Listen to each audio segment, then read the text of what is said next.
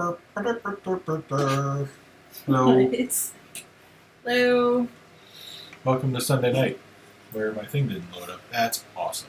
Thanks, thing. Thing. What? Why is it empty? Why is it empty? That's a good question. You did all the you went. Hey everyone! You went to all the trouble to have it all set up, and it was like no f you. Yeah, pretty much. It was like you only think you're prepared for things. Let me show you how silly you are. Why did it not work? Okay.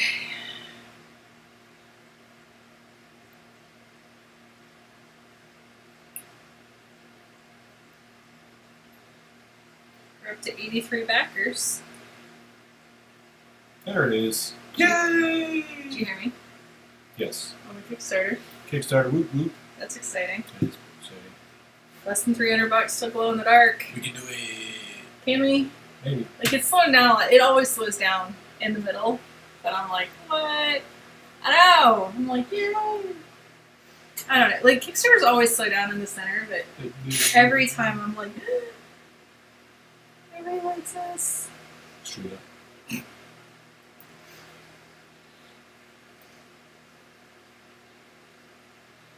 So how's everybody doing tonight? How are things?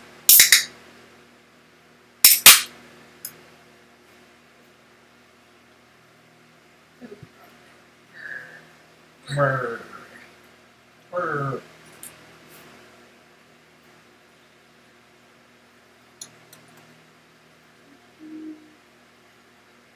We have no music. We have no music. I don't know if it matters, but we don't. Crap monkeys. What?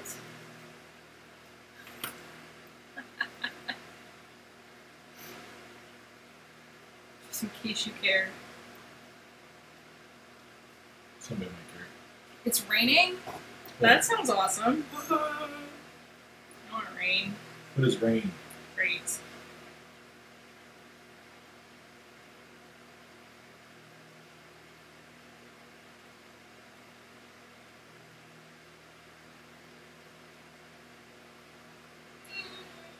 What is rain?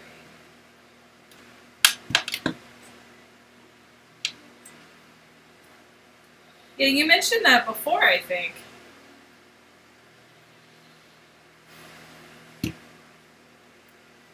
We still don't have chickens. I'm not sure they'd live. It's hot as shit here in the summer. Yeah.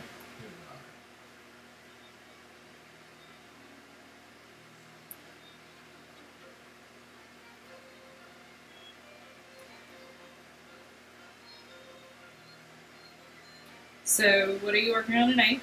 Tonight I'm working on laying out books. Specifically, sketchbook. Silhouette sketchbook. This is last year's October drawing that we're no longer calling Inktober. Thinktober. Right. That you did for,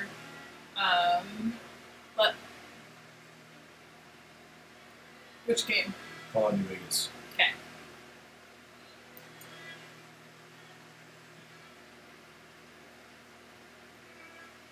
So it's basically going to be along some of the same,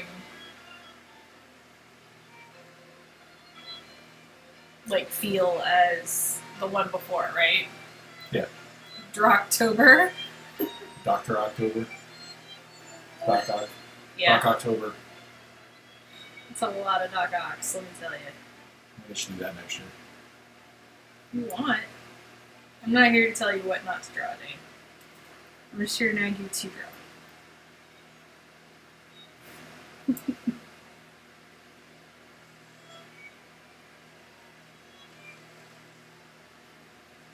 So you've been meaning to lay this book out for a while now. For about a year.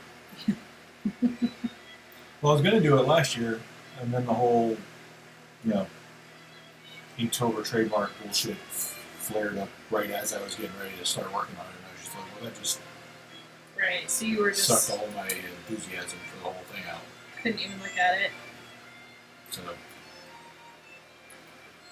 that makes sense. I'm not here to tell you how to live. I mean, I'm kind of here to bug him about how he lives his life. I'm not. Hey, Jim. Hey, Jim.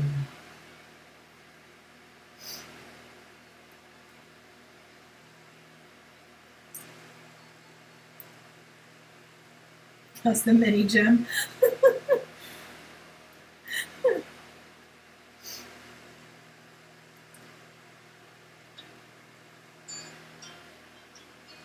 6 weeks. I can't. It doesn't even seem like he should be that old yet. Yeah. Although, from what I hear about how much sleep new parents get, they probably feel like he's 10 million years old at this point. Now, that's a question. Are you calling him Anthony, or are you calling him Tony, or Ant, or like what are you deciding so far? Me. Mint.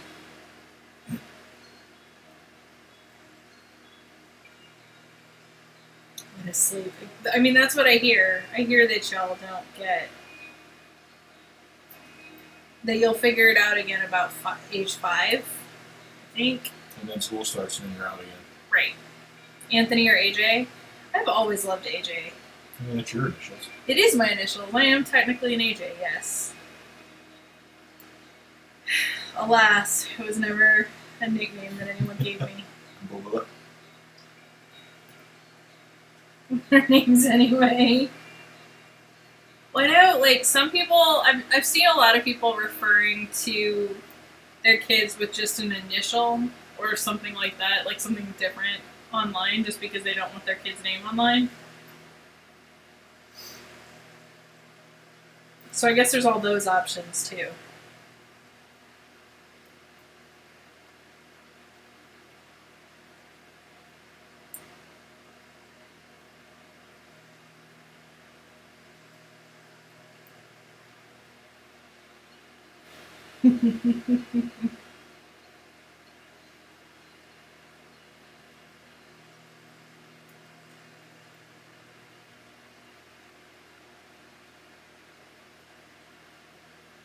I don't know, sometimes all this stuff can go really awry too. Like my dad and my stepmom took in my step cousin ish kid. She had some trouble right after the baby was born. And the baby's now, the child is now with her dad, but they see her a lot. But they called her a little bit when she was a baby, which is cute when they're babies. But my dad's got some memory trouble, so now that's pretty much all he can come up with, other than like my sister's name, and my sister loves that. So, you know, I'm just imagining when you're like 12, being called Little Bit would be kind of aggravating, I think.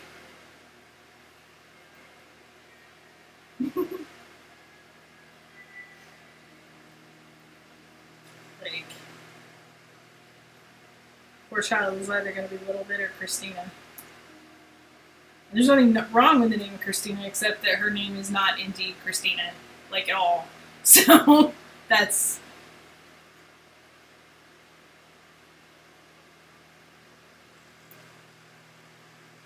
Oh, that's not so bad. If you're able to get 6 hours of sleep a night, that's not terrible. He's not working you too hard then.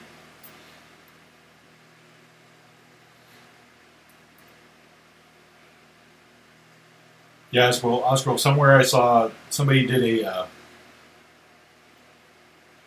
like they broke down each one of those symbols and what they actually mean, and they said it's Kyle.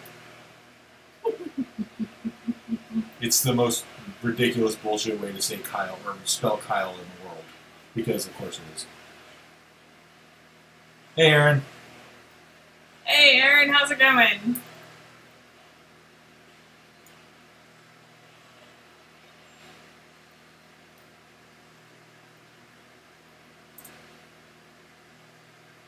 I should work this up into a print. I've always liked this one. I do too. What do you guys think? You think that one would make a decent print? I think some of these would make great prints. I think you could go back and this one and the one before it. There's probably several. The book before it, the two books. I think there's probably a couple, like multiple good prints.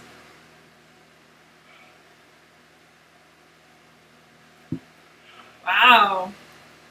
Back to service movie. That cracks me up. I have to stop and think every time. You would think by now I would be like, oh yeah, I know exactly. No. Every single time I'm like, what? Oh yeah.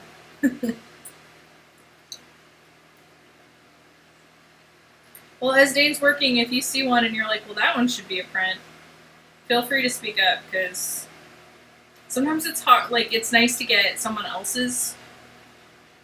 Well, see, that's what I'm torn about, Jim. I wonder if I should go back and, like, take the underlying sketch and redo it in, like, Illustrator, make it clean and colored and all that stuff. Or stick with the style and or just stick put with it what out. I got. So.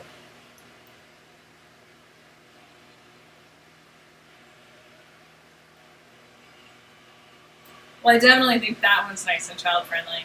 Yes. That one's super family friendly. It fits well on our. We like kids at our table. Right. I feel like that was a replacement for one of these other ones. I don't know which one it was. Right? Do you need the book to go back and? Look. Oh no! You mean this was a replacement for one of One of those sketches, yeah. the monthly ones you did? One of the daily ones, yes. Maybe that. What's that one? Dark. Oh. I gotta go back through. The best part about this is I gotta go back through like a year ago's worth of Instagram posts I do love Benny. Man, Benny's so much fun. and find all of the. It's awesome. I think that was I must have already deleted the one that was a replacement for, so I gotta go find out where it popped in. Because I think the prompt for that one was swing. And I don't see any of these that are swing. So. You think the Nuka one would look good in color? Go back through and find the Nuka one. I think this one would look good in color. Nuka, Nuka. I definitely think that pattern one should be made into a pattern, like a background. I think that'd make a great like background for people doing like Zoom background.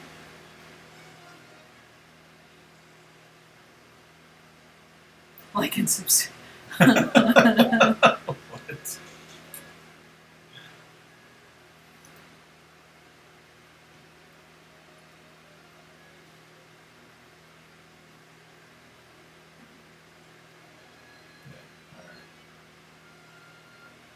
Well, like I said, I think that the carpet pattern one would be great as a background for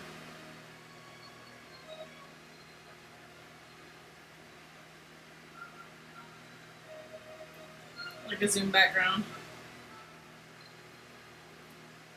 Yeah, I can see that. Okay, Mr. I don't know what's happening. What's happening? I never know what's happening in the chat, so that's fair. Was it because I mentioned having to go through Instagram posts to find all my descriptions? Oh, probably. This is why you shouldn't have waited a year to do this. Yeah. You're doubt. just like. But at least you're getting to it now. I am getting to it now, and that's what matters. My Allegedly. gosh.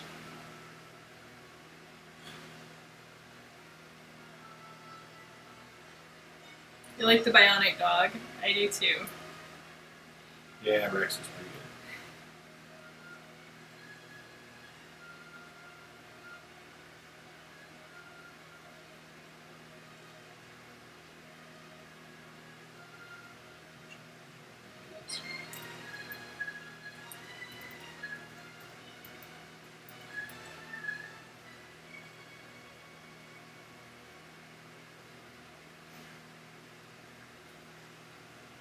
Have you come up with what you're going to call it? No?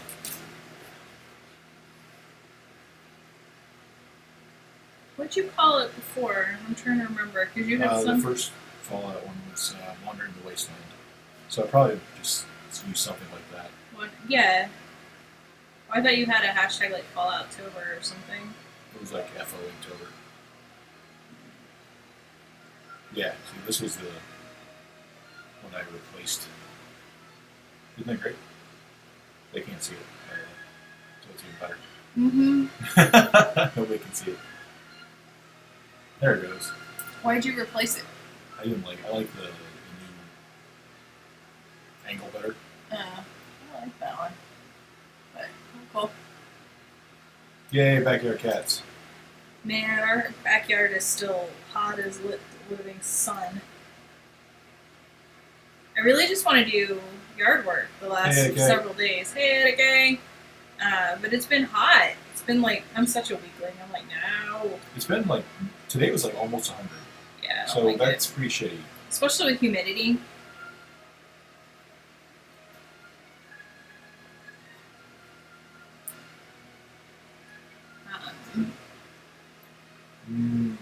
Smoke Gouda, man.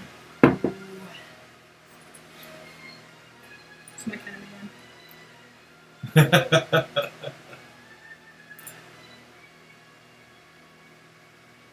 I'm looking forward. We're supposed to get like a break in the heat. A substantial break in the heat. Yeah. The middle of this week. So I'm looking forward to that. See if I can convince Dane to come out and help me out with some yard work. Like extra stuff.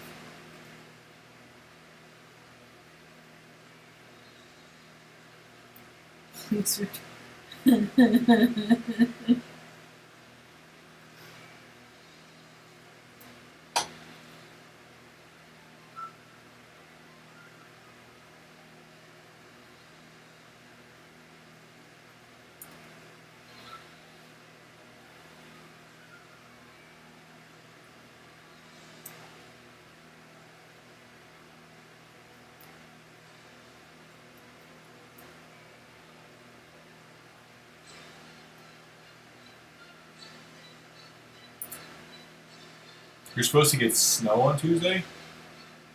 What? What? You in Colorado? Yeah, Colorado is supposed to get real cold too. They're supposed to jump from the low 90s to the low 30s between Monday and Tuesday.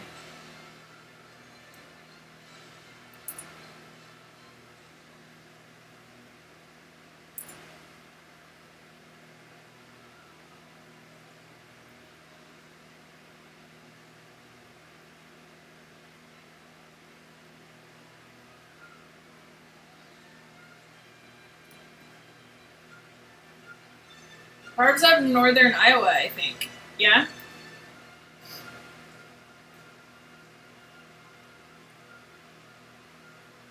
So south of Oscar Wolf and north of all of us. Right.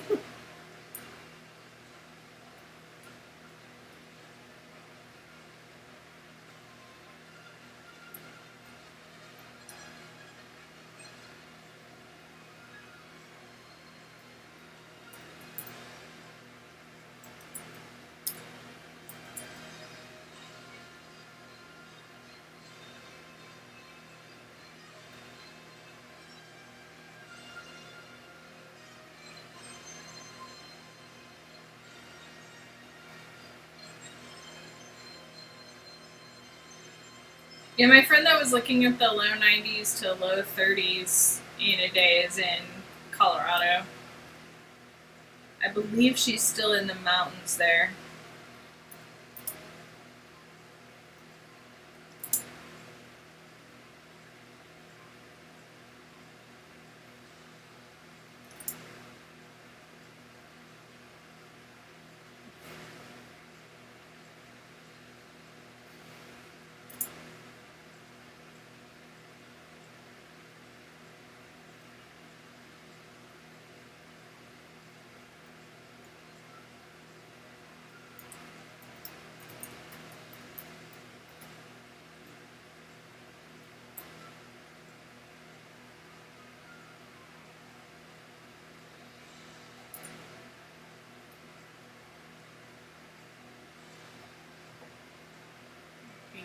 Yeah.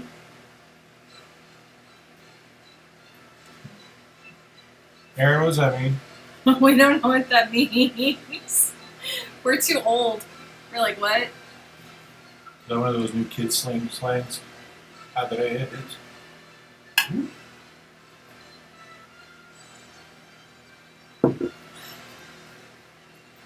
Thank you, Aaron. Thank you.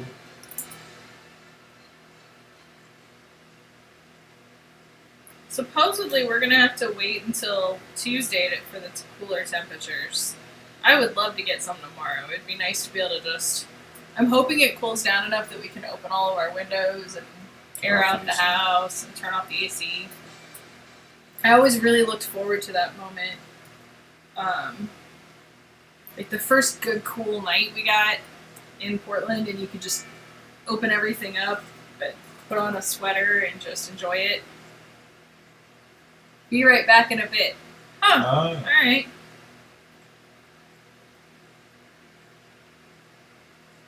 Like I knew BRB, but I didn't know the other. Kids these days. Kids these days.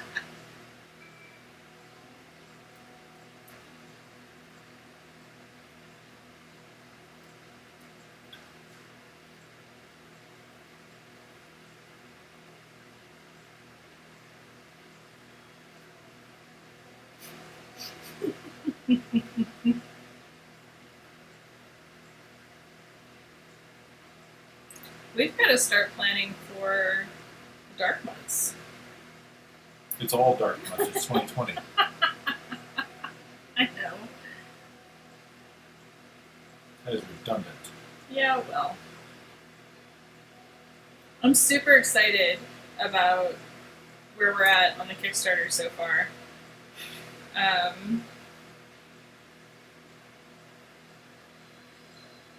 It feels like we are, as usual, it feels like we're slow, but it always does that after the first week.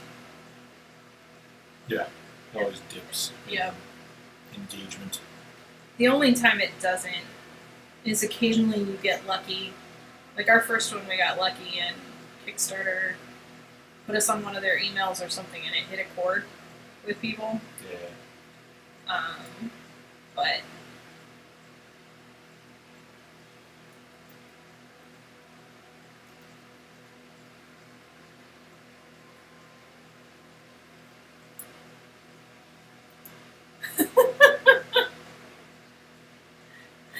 you know, I've started to see the PSL stuff on the internet. It's like every year we have to have the fights, and I don't know why people can't just let other people enjoy things.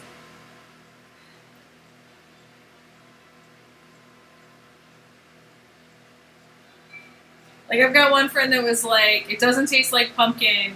Like, you can enjoy all you want, just don't tell me it tastes like pumpkin, because it doesn't. I'll fight you. And I was like, fair. Like, I don't know that pumpkin needs you to, like, stick up for it to that extent, but, like, alright, I agree, it doesn't taste, like, that's cool. It's not supposed to taste like pumpkin, it's supposed to taste like pumpkin spice, the spice of pumpkins. Apparently it's fight-worthy. I don't know, I don't see it being fight-worthy either. Again, I don't think pumpkin needs my help. In terms of, I think pumpkin is fine. It's doing great by itself. Right. I don't think pumpkin needs me. But beyond that, like, people want to drink their PSLs, let them drink their PSLs. Like, Lord knows we have little enough to enjoy right now. Let them just have it.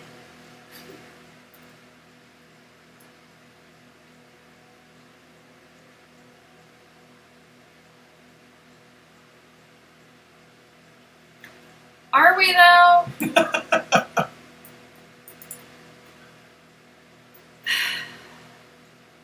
Like, my problem is I feel like most of the people I see ragging, like, not you, Etiquette, you would be a break if you're one of them. But like, I feel like most of the people I see punching and bitching about PSL are, not to be terrible, but like they're dudes or whatever, and they tend to be like, they're the kinds of people that they're just bitching about quote unquote girly things in general. Or like they're like, or they're bitchy about people who are finding enjoyment in things. And it's like, just let people freaking,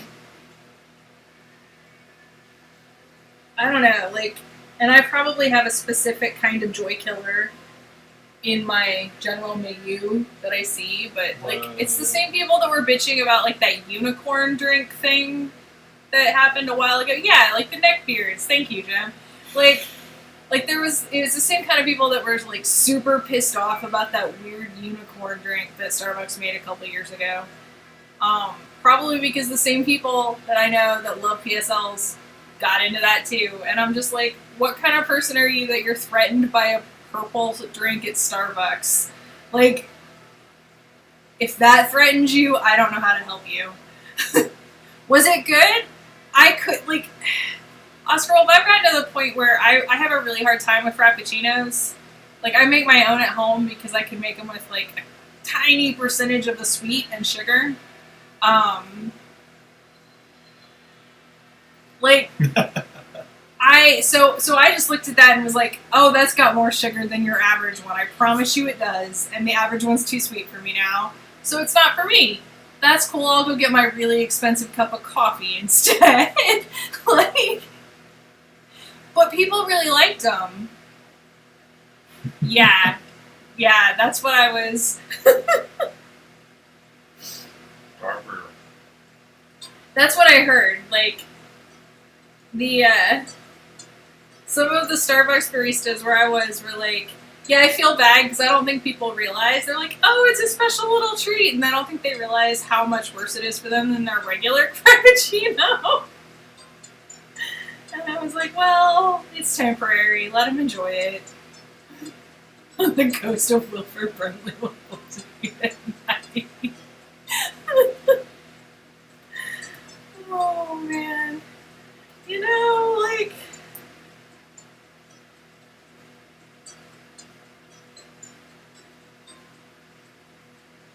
I don't know. I used to work with a guy that, like, years ago in Phoenix, in the Phoenix area, I worked with a guy that was, like, he didn't like joy and he didn't like other people enjoying things that he didn't like, and it was weird how threatened he was. And that's what I get. I think I just get, like, every time I see people trying to, like, attack, like, I'm just like, it's that guy. As Chick-fil-A's lemonade? Probably. Oh, man, you tried to eat the matcha. Why would you eat the matcha? Oh, no. Dane occasionally gets, like, the green tea latte or whatever that is. Yeah, the matcha green tea latte. I can't. I've never... I had to be in the mood for it. The weird bits of matcha in there, I just can't. I'm like, something about it just gets me. Excuse me. Now we're seeing in the process where I go back and relay out all the artwork because I messed one up. This is typical.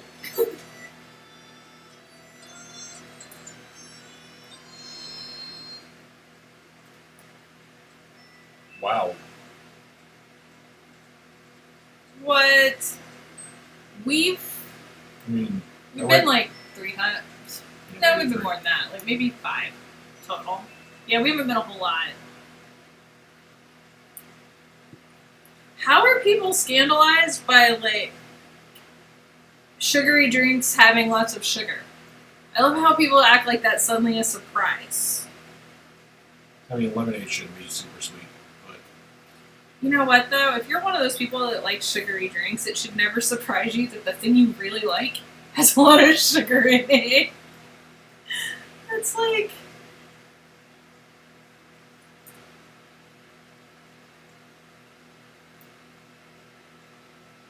I think the whole hating gays thing, it was enough for me, but, you know, it's alright. I didn't miss their chicken sandwiches. Like, I don't know what they taste like. Never had. I won't miss their lemonade either, so it's fine.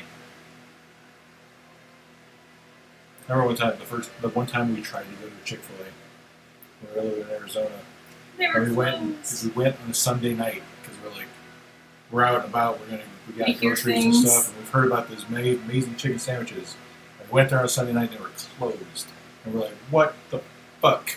Like, it's like 6 o'clock on a Sunday afternoon, like evening. Why can't I? Okay. Yeah. But that was like over a decade ago. Yeah, that was before we knew about the whole hating gays thing. We barely just- knew about Chick-fil-A. Like, yeah. We'd had people that we knew that were like raving about it, so we're like, well, we'll go try it, I guess.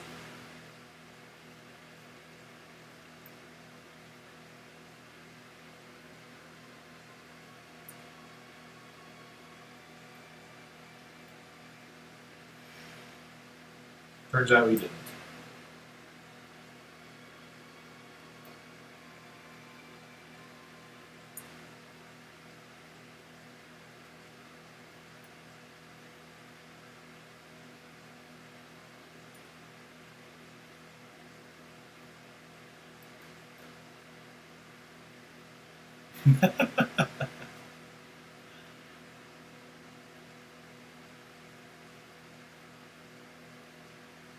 So they'll just sit there in the corner and watch you eat it and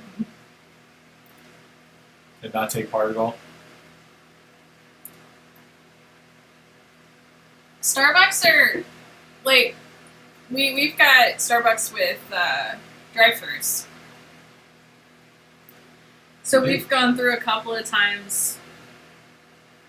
We like to get the tea with no ice and then come home and ice it, so we can have like 3 glasses of tea in the safety and privacy of our own home. And I know that iced tea is easy to make. I grew up making iced tea, and it doesn't. We like that iced tea. Sometimes you just want that thing that you've gotten used to. But yeah, it's not like we go in.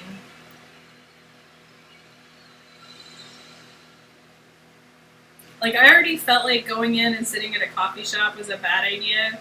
And then I read the thing about a Starbucks in Korea where one woman who was feeling kind of ill but not telling anyone, and she wasn't that ill yet, gave, I forget, like 100 different people COVID or something in South Korea. Like, she gave a shit ton of people COVID just from sitting and working in a coffee shop for a while without a mask.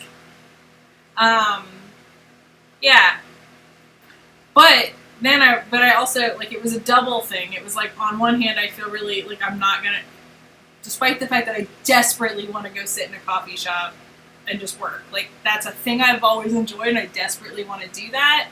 Now I knew I couldn't, but now I definitely know I can't, because there's people here that are not masking, and they're like going out of their way to be proud of, like, I'll cough in here, I don't care. But like the Starbucks employees at that Starbucks were all masked, and none of them came down with it. So I was like, well then, the only people that came down with it were other people that were sitting there and weren't masked because they were drinking or eating or whatever, right? So yeah, she was COVID married, exactly.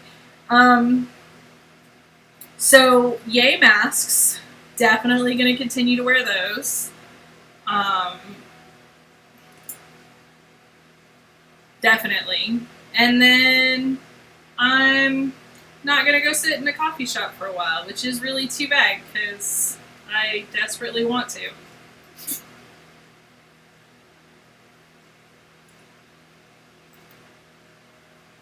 Wow.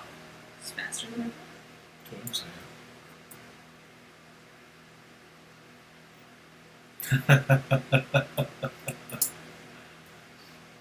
I like it.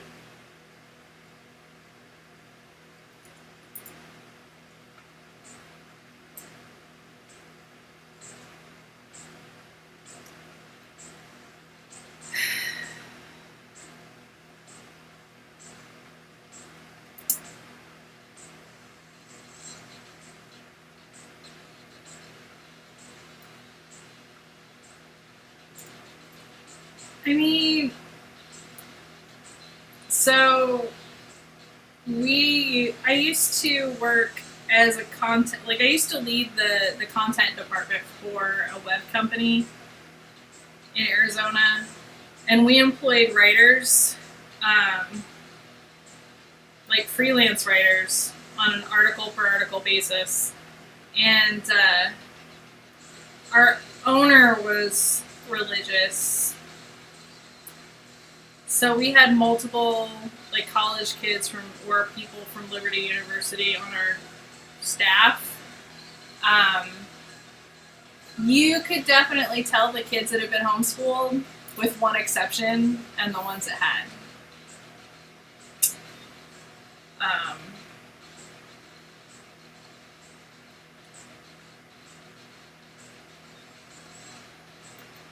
But in terms of ability to write and all of that,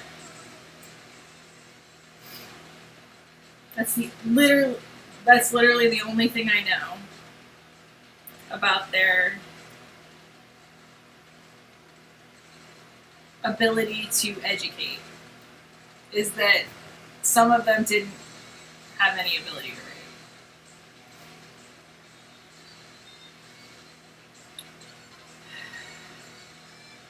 I think it's too bad.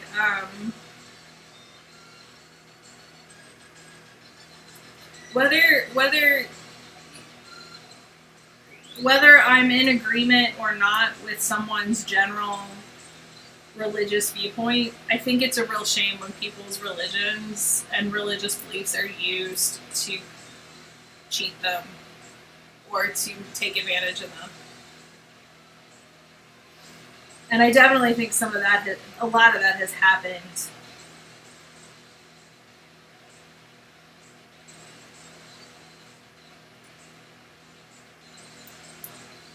I mean, you look at some of these like millionaire preachers and stuff, and it's just like,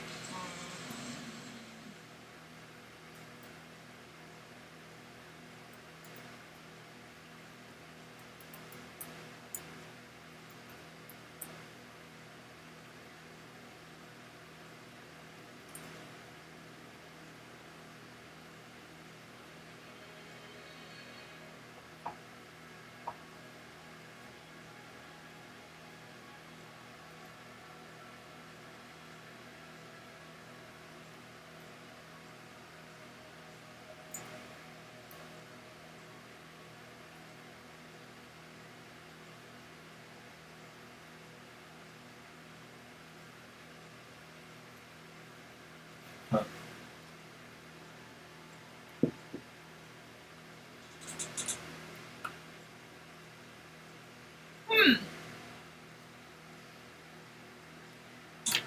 it's interesting.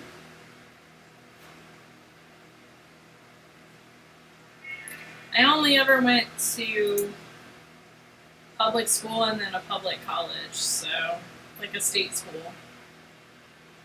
So I don't know anything. Like I had friends that went to like Catholic school or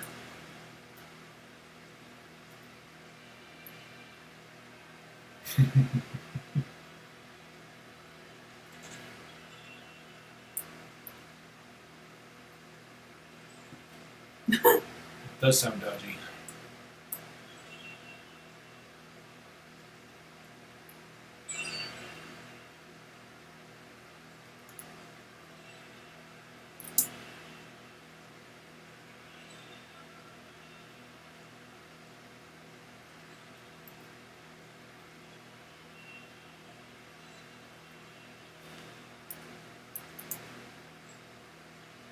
I mean, my dad was a Methodist minister, and he got his master's in divinity from a Baptist school, actually. I don't have anything in particular against that. I just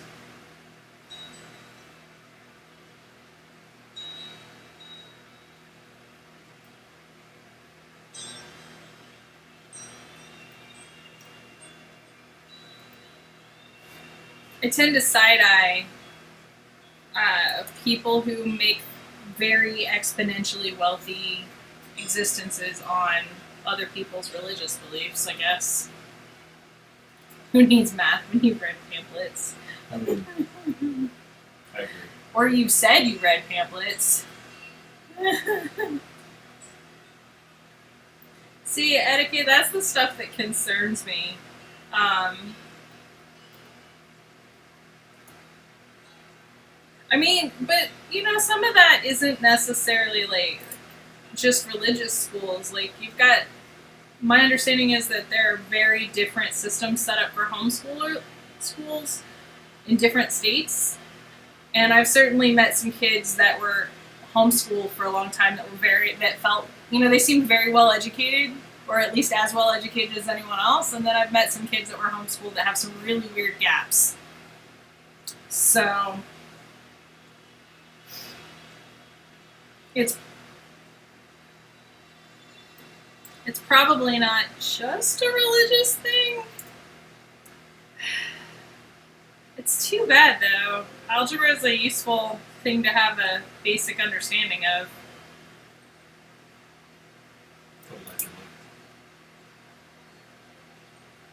Make money and then take pictures with their hand. Yeah.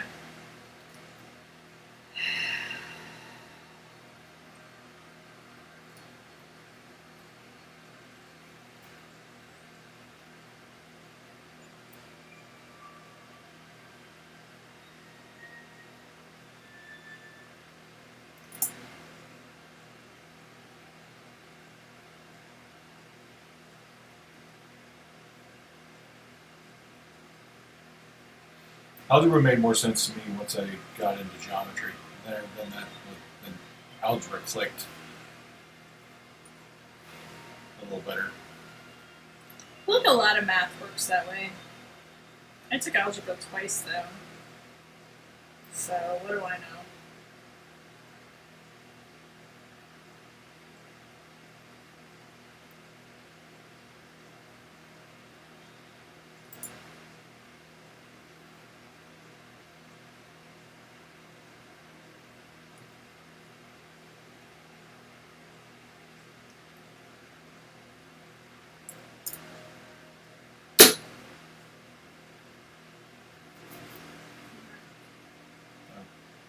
So what was that? It was my elbow hitting your drawing table. So it's crammed into the space. And it didn't have to be. You're fine. I just didn't have to be. Move the drawing table.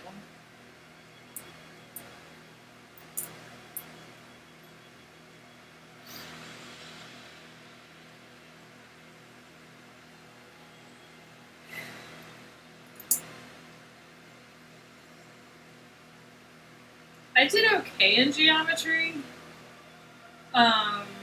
We didn't get through the book, so I never did learn shit about circles. They're like this. Thanks, babe.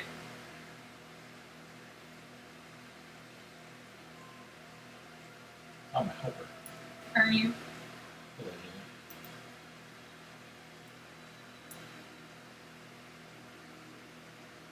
Algebra, I took it as an honors class in 8th grade, and I got a C, but I didn't feel like I didn't feel like I had a good grasp on it, so I took it again my freshman year of high school.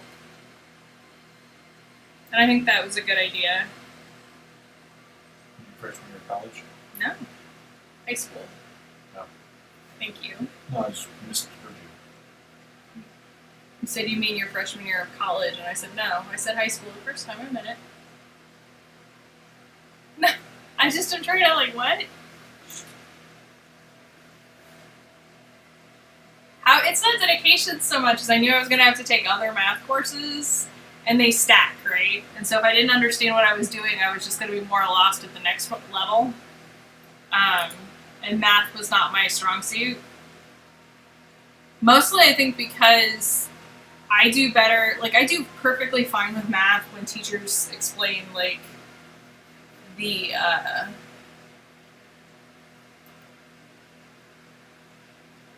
point. If they can help us use it functionally, then I'm like, oh, okay. But if it's just some kind of theoretical thing and there's no, like, point to it in the real world, then I get, like, why? It doesn't click in my brain. Like I can do bizarre math in my head if I can just put it into like money. If it's dollars and cents and change, then I'm like, oh, like this, and I can do. But if it's just numbers and they don't have any connection, and I'm like, honors, yeah, well.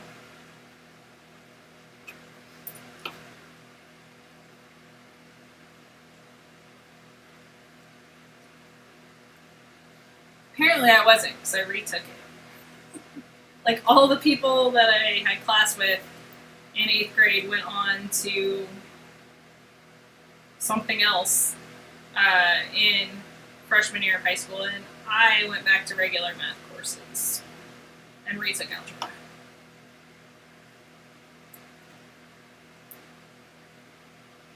See, that's not good.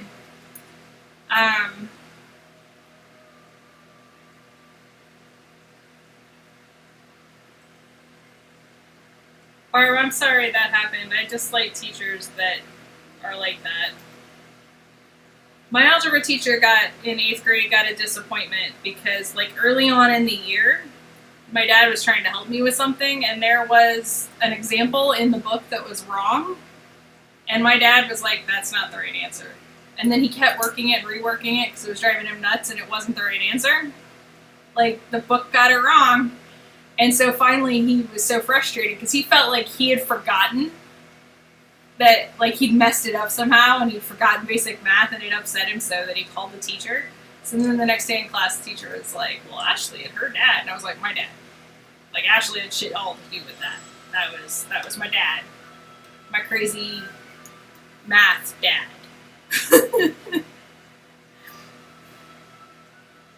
And then he got the rest of the year to figure out that indeed Ashley didn't figure that out at all. But like, he was super boring, but not like that. Thank goodness. Now my freshman year algebra teacher had some. He could come across a little bit hard. Because he required you to show your work. And there were some kids in there that were doing a lot of it in their heads, and they didn't want to write it all down, they didn't want to take that time. But he made you show your work.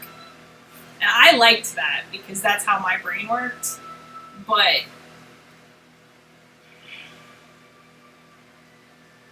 wow.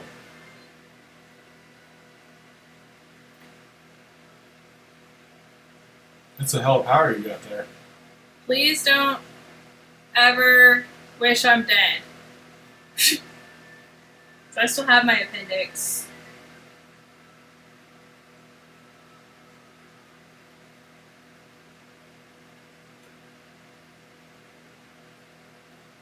That's some voodoo shit right there.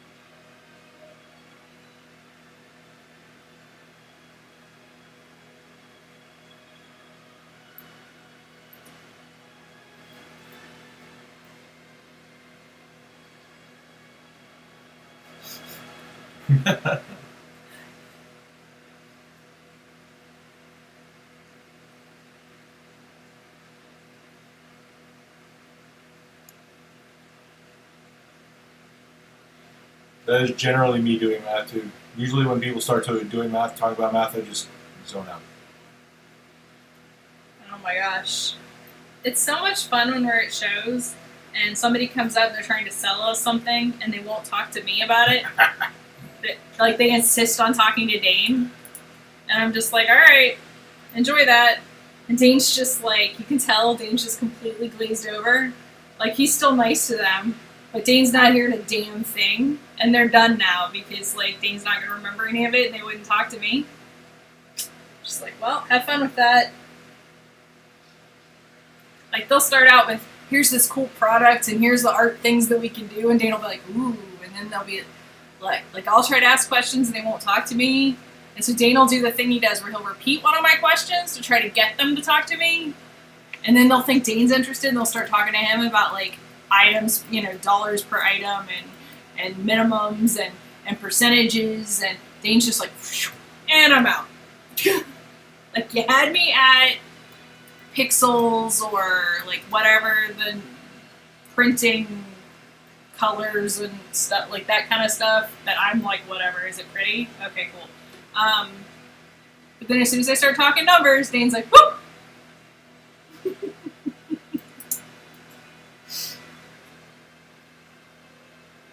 It is Oscar Wolf, except he just does it in his brain. And I mean, Dane, you can watch it in his eyes. You can watch his eyes just do the thing. They just completely like, glaze over it.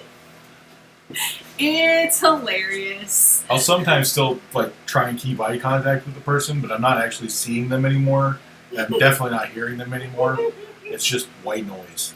Is it white noise, or has your brain started to fill in something else? Like, do you just randomly hear? Like, no, it totally becomes like the Snoopy adults. Womp womp womp womp womp womp womp womp womp womp. I would think that your brain would have at this point had enough practice that it would started filling in. Like, now I'm listening to Metallica. No. It's a peaceful way like, to live. My brain listens for tone changes, so I can hear questions even if I don't know what they asked. So I can generally reply with "uh-huh" or "yep" or whatever. But nothing. There's nothing there. There's no context. Nothing in the brain.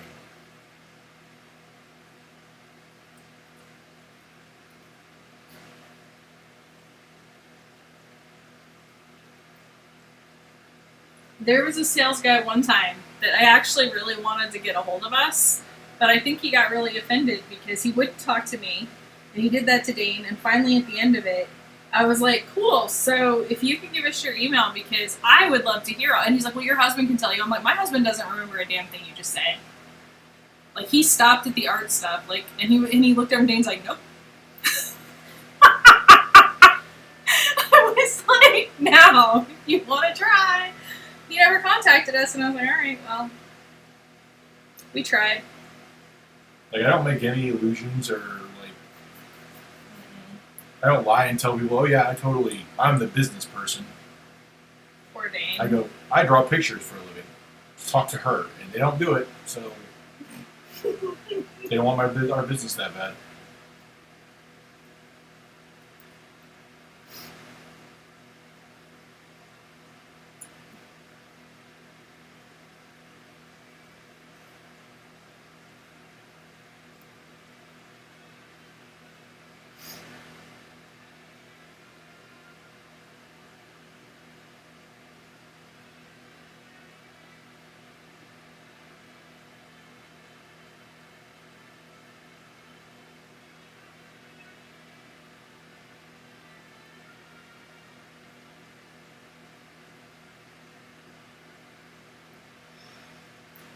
It's...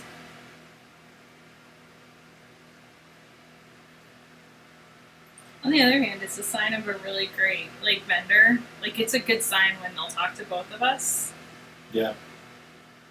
Like the guy from Pacific Offset, Alex. Mm-hmm. He's a good dude. Like, and he was smart enough to listen when I was like, here, I want to talk to her. He was like, cool.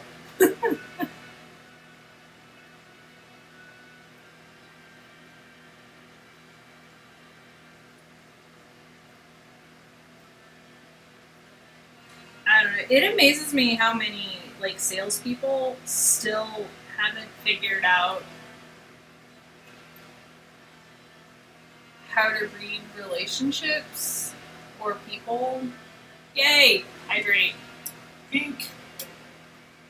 They think I'm there to, yeah, no. That's the one thing that actually has made posture check. Pull up your shoulders.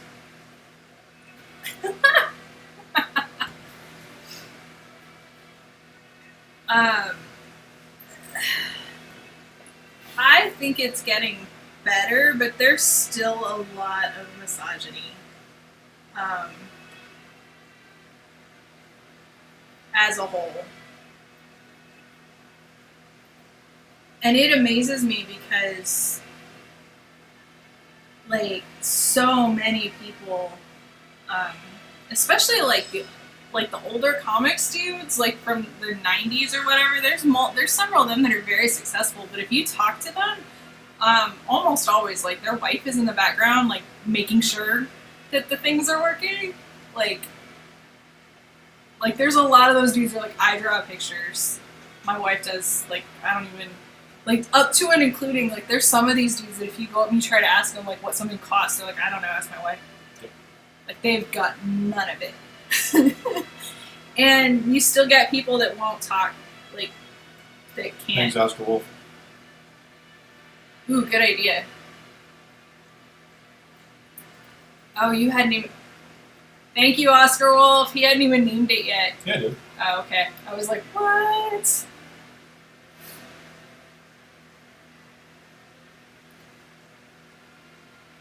So that was shocking to me when we first started out. I'm more used to it now, but I don't like it.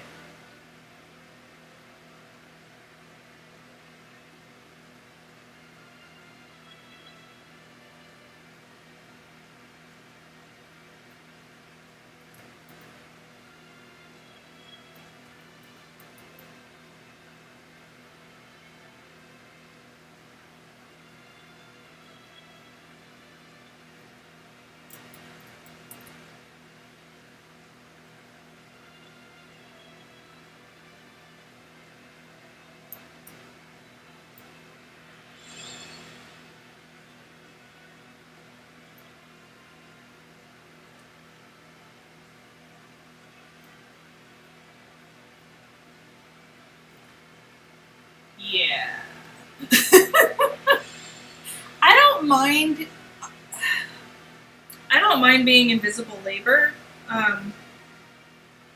Sorry, I just realized that I'd scraped my knuckle on something earlier. And it's one of those, it's like a paper cut, and once you realize, you're like, it's not a big deal. But no, like, I don't mind being invisible labor. Like, I don't necessarily, like, but,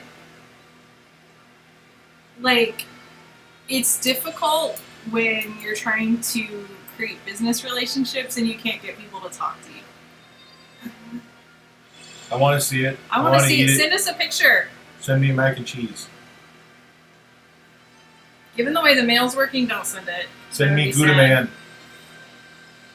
Gouda Man. Oh my gosh. I imagine that was annoying on a regular basis. Well, and it's like, I don't...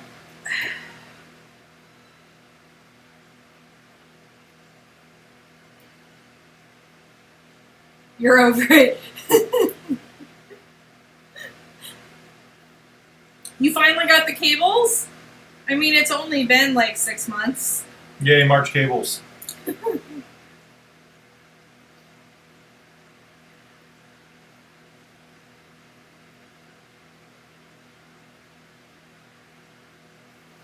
Well, and I don't think people realize either. Like, we finally had a conversation at a show one time, and it got a little testy because this guy had come by multiple times trying to talk to us about printing.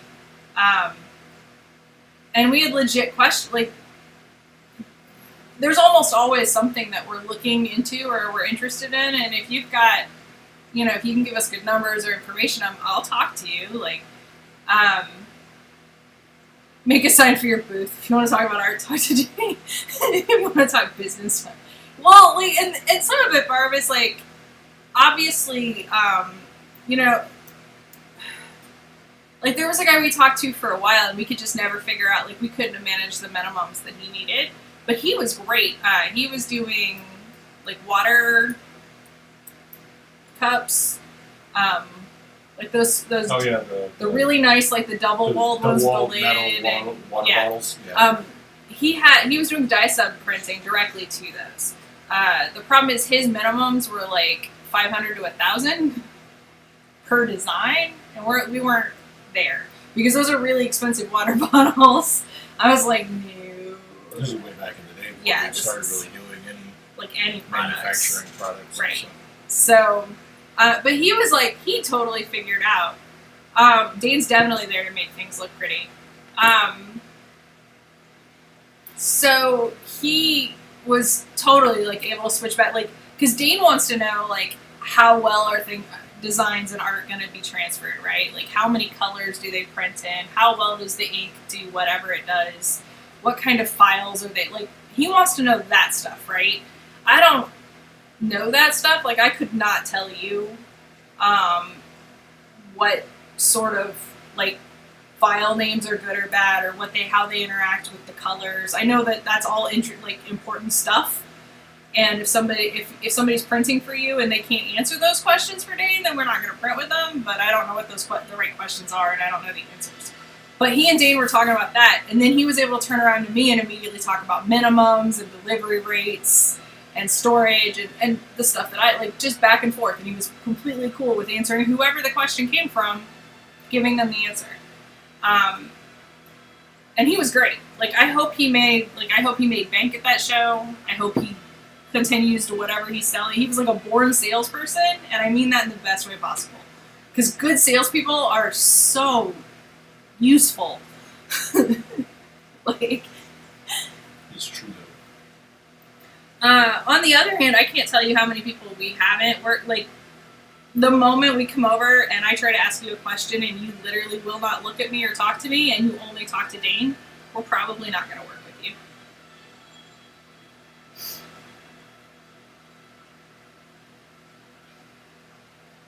And I've seen worse than that. We were next to a really well-known 90s artist, comics artist, who continues to do well.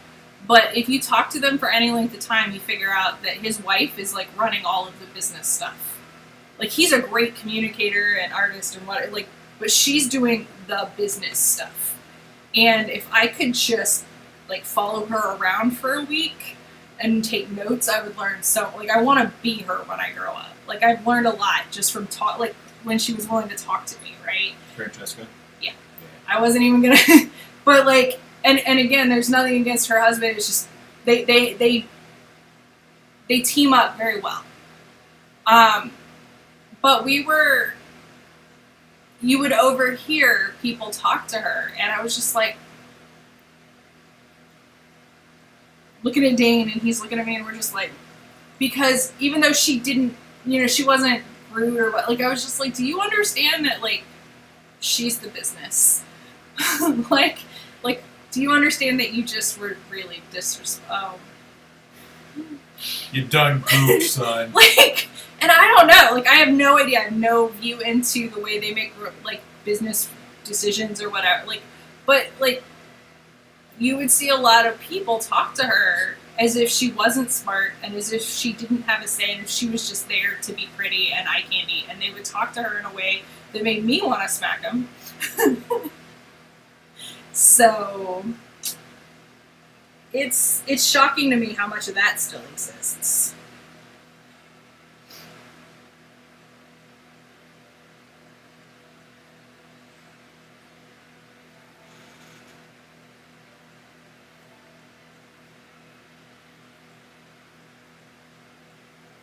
Yeah, exactly. Like,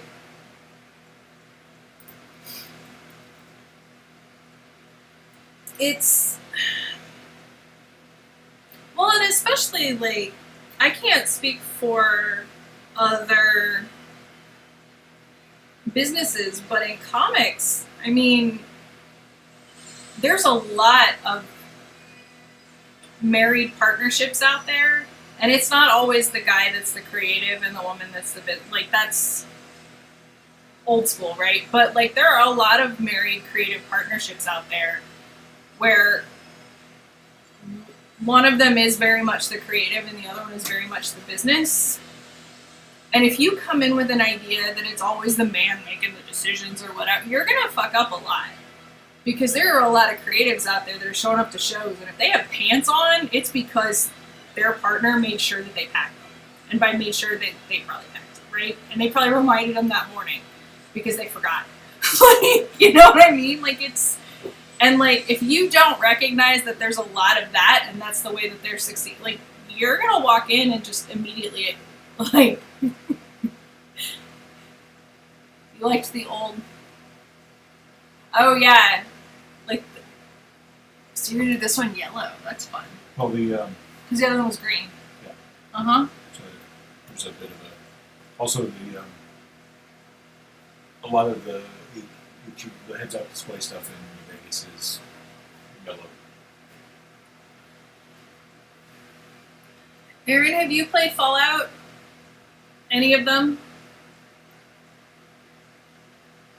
Because Fallout really plays with that old, like, green or yellow on black. Excuse me, I'm getting hairs from the yarn in my mouth. Like, every time you go and hack a terminal, you've got that old... What was that with the prompts? Like the DOS. Yeah, it's that whole feel.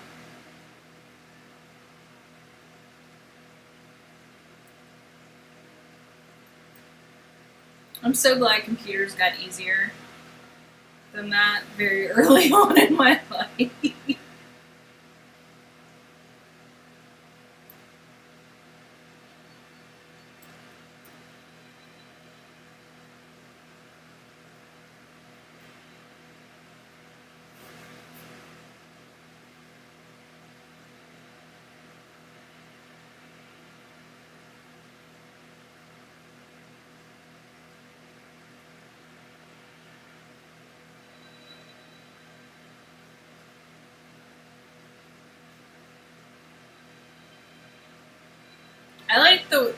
I was not a fan. I like there to be things I can look through and not have to just know how to make things happen.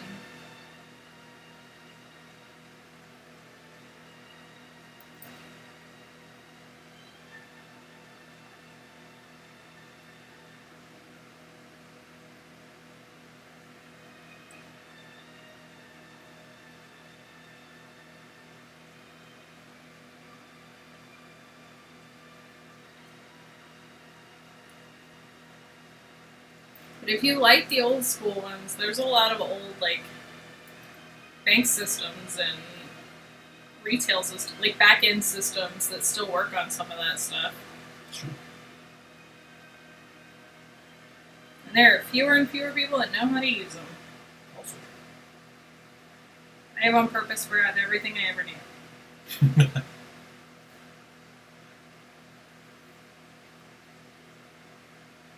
I was getting with mohair. Nope. It's too hot for mohair. Like, this is killing me. This is just some cheap acrylic. I'm liking how fast this pattern works up, though. It's nice because it's an easy to remember.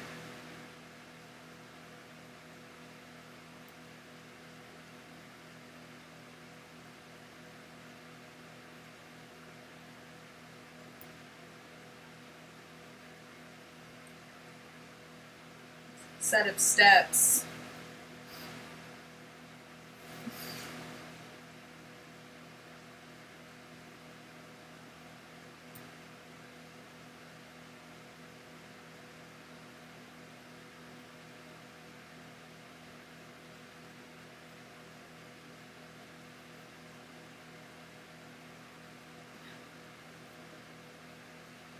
Oscar Wolf, did you finish that sweater?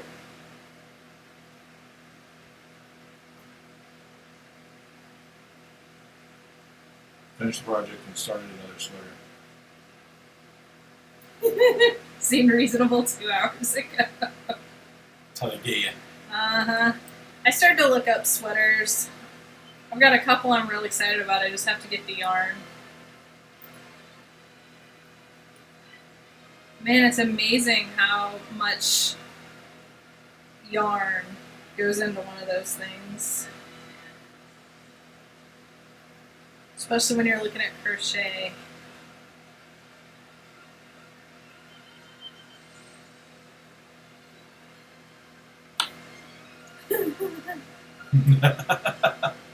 So hold on, you finished one sweater.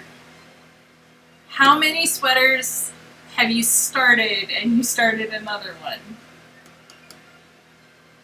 And you can tell me to shut up because I understand that that's not the most friendly question. Oh, easily. Easily it eats at least 30% more yarn. And one of the sweaters I want to do has a bunch of cables in it. And it's crochet. It's going to be so much yarn. The thing is going to be so heavy. You technically. The other thing that gets me is putting it back like all together.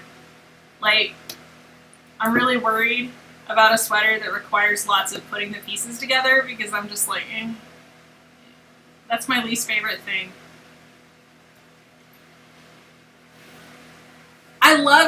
I actually like, I've made lots of hats with crochet cables. I like it. These though, oh my gosh, there's a sweater on Ravelry that they're intricate. Like they're super intricate and the yarn is small. And I'm just like, well, I mean, that's probably a 4-year sweater. So yeah. And the thing is, like, the original pattern is a medium, and the yarn calls for like 2,600 square or yards or something. Like a bunch. Tell me what. Yeah, it's 2,600 yards. This cheap but large skein has just under 400. So it would be how many of these? Like, can you imagine how bulky that'd be? I mean, it was fingering weight. This is worsted, but still, yeah. Those are all words. Fingering is lighter. Is a lighter weight. Like, you know those little rolls of yarn that I've got that are much lighter, smaller yarn? Yes. Those are like 500 yards. So it'd be more than 5 of those. For a sweater. That's a lot. Yeah, and that's for a medium. And I'm not a medium. Dane's not a medium. So I don't remember, like, I didn't go and even look and see if it was, a male or female pattern to start with, or if it was unisex. But either way, neither of us are medium. But unisex, I might be, like, I'd probably be a large, so that would be too much more, but, whew.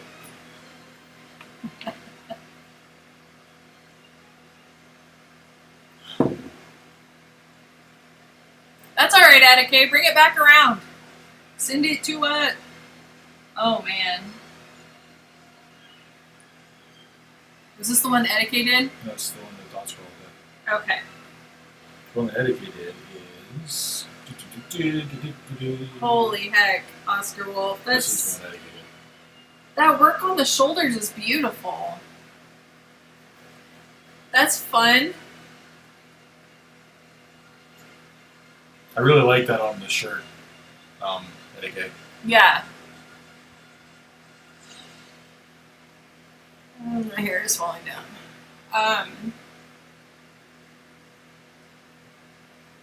Get bigger. It's like, no.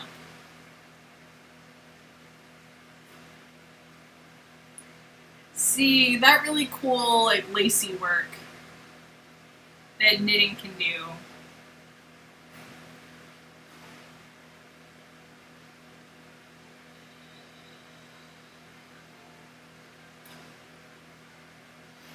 I mean, that's the way it works. You get the fun, interesting part, and then you're just like, now I got the body.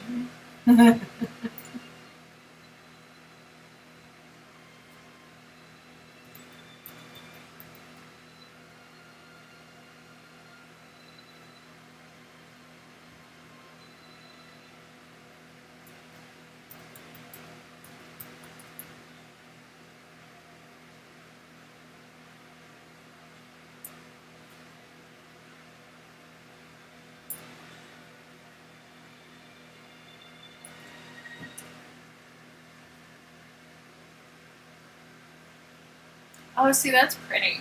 It's very nice. It looks like it goes short, though. I guess you could just keep going at the bottom, like add some rows at the bottom to make it longer.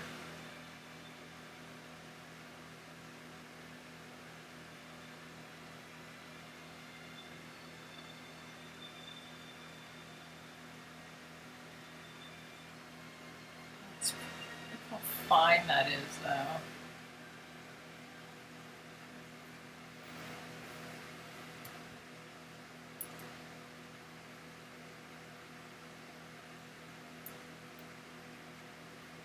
The game over needs to be glow in the dark.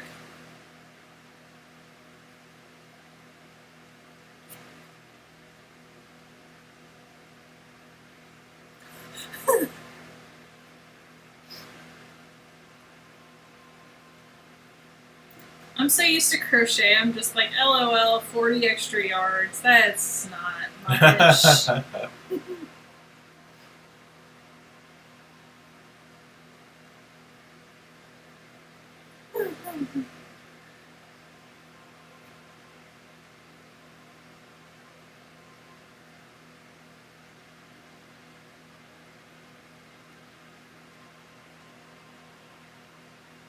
Man, I was looking at.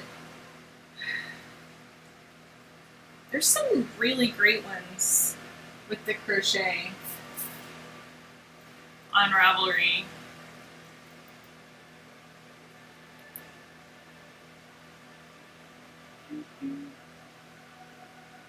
Uh-oh. Uh-oh. We're at 84 backers. Woohoo! We're Wow, we 200. got 3 backers in the last Couple of hours. Yeah, neat. We're $251 shy of glow in the dark. You're gonna have to think about what you're gonna do next.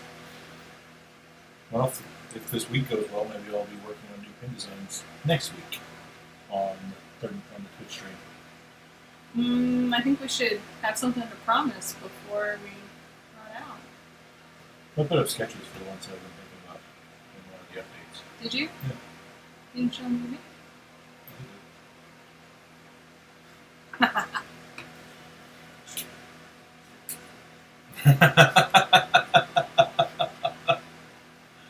He was beautiful. I assume. What is yarn chicken? I don't know. What? I make little cozies Oh. for my coffee. You guys have probably noticed Is them yarn for my chicken when coffee you're- cups. When you're maybe going to run out before the end, but you're going to try it anyway. I did make a toilet paper cozy at your suggestion.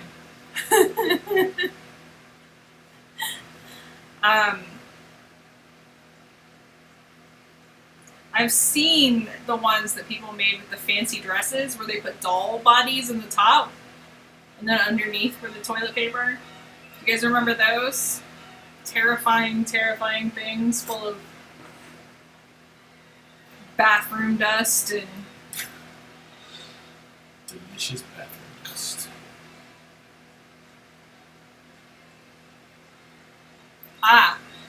that's fair. I've done that more than once. Yeah, the Barbie cozies. Terrifying. My aunt used to make those, and they were so intricate, and they were just going to end up in the bathroom. I do not understand. Like, she would make these fantastic. Like sometimes she would use yarn that was basically just cord. Like it was small, and like these dresses would be fantastic, and sometimes beaded, and there's gonna be weird, creepy dolls with bathroom dust on them, staring at you while you're on the toilet. I don't like that. I don't either. It's like the Jonathan Cohen song "Creepy Doll," but just for the bathroom. I don't like There's it. something worse about it if they're in the bathroom. I feel like Also, I that's- don't know if you can tell, but I have a real problem with specifically bathroom dust. I had got that. Like I'm not a duster by trade. I'm not a duster by like. What? I know it's crazy. You didn't know that, but like the What like dust? dust in the bathroom is worse than dust everywhere else. All right, so Where's my Ravelry page? Where is your Ravelry page? It's real difficult on the phone. It wants to show me these teeny tiny little pictures, and I'm like, stop it. I'm almost afraid to. I like this one a lot. It just looks like a basic. Come on. Oh, it's not going to show me the other pictures. Alright, I'm going to do this thing. I don't know if it even... I love that one. That one looks like just kind of a basic sweatshirt sweater. Make that out of some freaking just basic easy wash yarn. It's got a nice big neckline, which is great. I don't know, like, I don't think mine would look that nice because my stitches aren't that even over that amount of time. I like projects where you're doing a design because then you can kind of, your stitches... Uh-oh, sorry.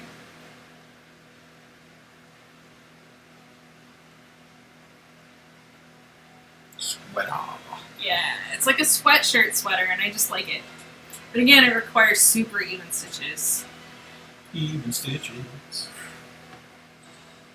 But I guess if you just wore it a couple times, that would help even it out.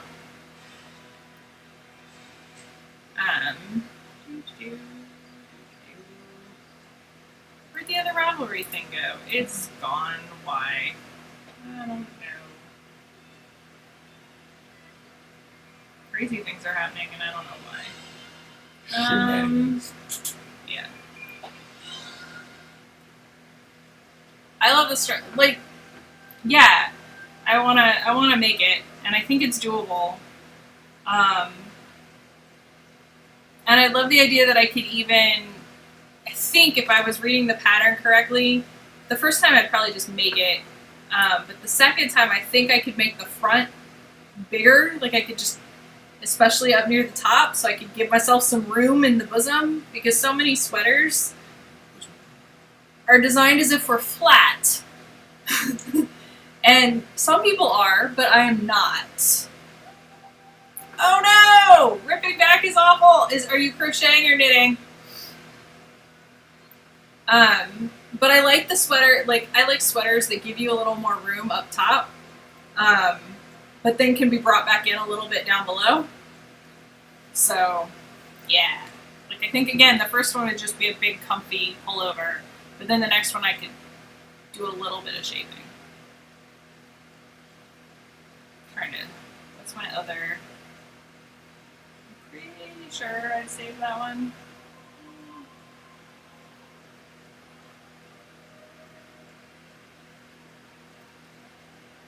By request.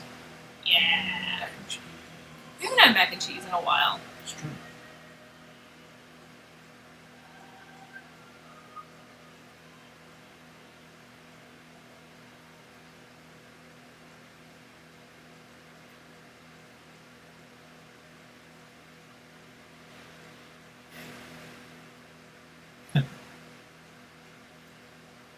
So today I was almost very upset. It's really hard to tear back when you're knitting, isn't it? I'm sorry, you were upset. Go ahead. So a friend of mine on Instagram posted about my favorite beer store in Portland. Are they closing? So he made it look like they had moved to Powell. Oh. Out of Moldova Village. Turns out there's two of them. So I have to move. Okay. That is better. They opened up a new store. But I was very sad for a second for anybody who might want to go down to my old beer store. Right. Nobody cares what that except me, but that's all that matters. I mean, but you care. And it was a good beer store. I miss that. I miss the beer store. I didn't go there nearly enough. See, that's one thing I like about crochet. You just start ripping, and then you stop at the point where you stop.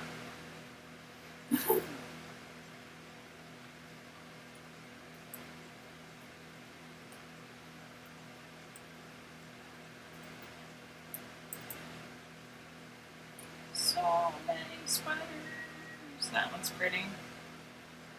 That's pretty. That's a stitch I've done. It is. I could do that stitch. Should show the class. Want me to show the class? Well, otherwise, it's just you talking about it. That's a stitch. I don't know if you guys. Yeah.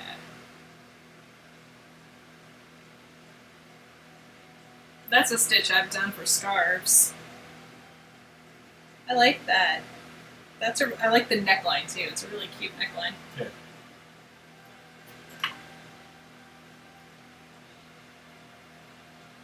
Oh, that sucks.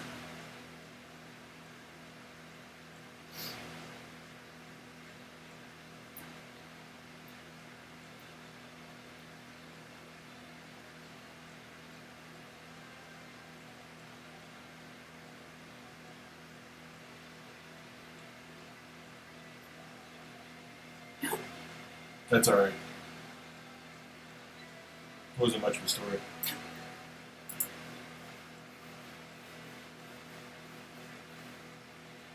You're just gonna call it a Fall at New Vegas sketchbook? It is basically what it is. You have a better idea? Maybe Fall at New Vegas October sketchbook? Or Fall at New Vegas Inspired October sketchbook? I don't know. I don't think we need the October. Right. Inspired is good though. And for some reason A is like extra space out there. Yeah, no, it's not. I don't know why it wants to be all the way out there, but it's like, screw you, I'm way out here. That's because that guy said I added extra space in there. Well, I guess that makes sense then.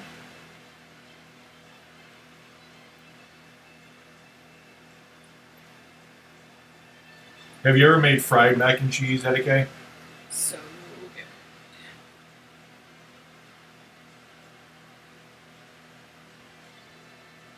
Yes, Kerning, exactly.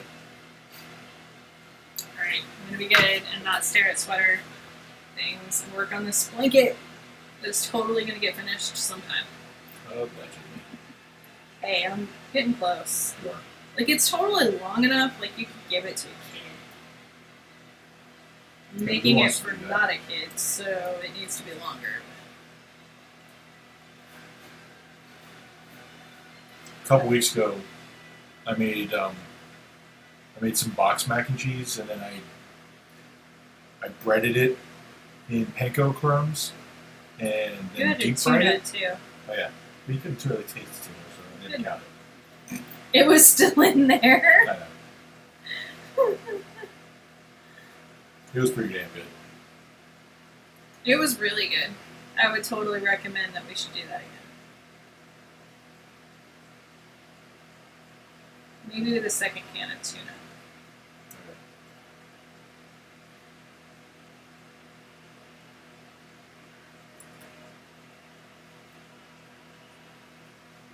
How many stitches do you have per row?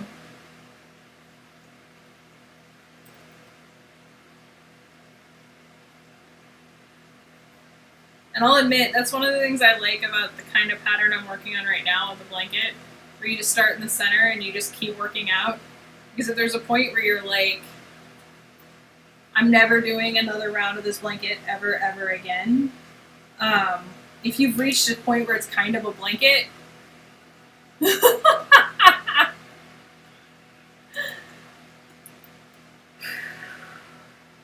then you can just stop. I think it's that way. That's not the one I meant. Ooh.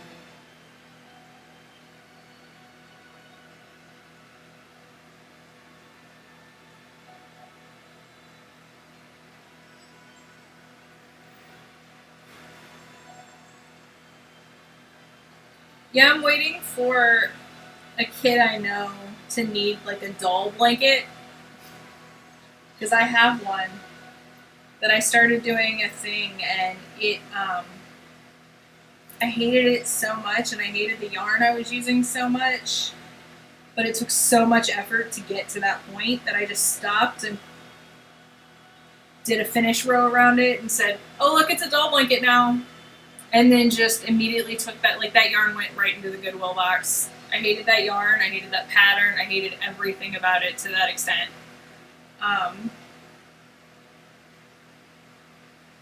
So someday, some poor little kid is going to get, that needs a doll blanket, is going to get Ashley's hate blanket. 10,000 fonts. I don't even have 10,000 fonts.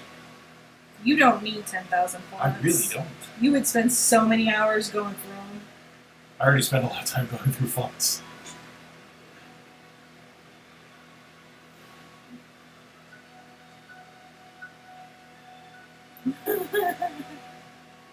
Like, I literally spend hours going through fonts when I need a new font, when I need fonts for something. It's his favorite way of procrastinating, It's not really. too. I Sometimes really don't it like is. doing it.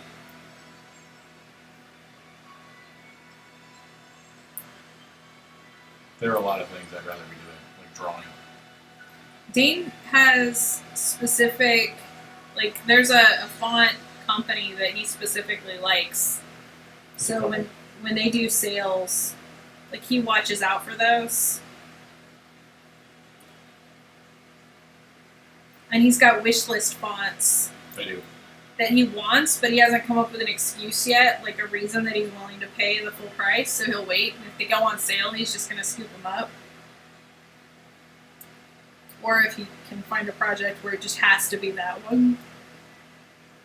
There's also a website I like called Lost Type Co-op, where a lot of their fonts are pay what you can. That's a dangerous website. Pay what you can and pay what you will. And no minimum. Yeah. Dane has done the same, Etiquette. Yeah. He's made several fonts. One time the night before a show, or the week before a show, I decided that I needed to make an entire font for our signage. Yeah, Rather than, doing something useful. that was a thing that Dane did. Yeah. That was fun. Was it fun for you? I mean, yeah, it kind of was. Great.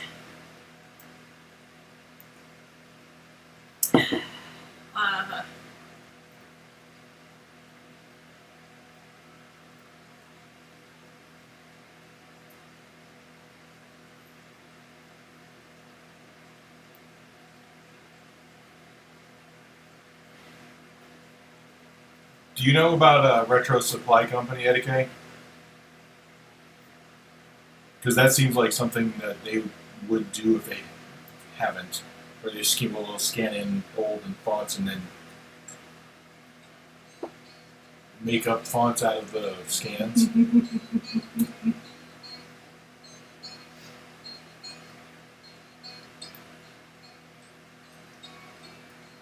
Jim, that's what Dane did the week before our very first time exhibiting at San Diego Comic-Con.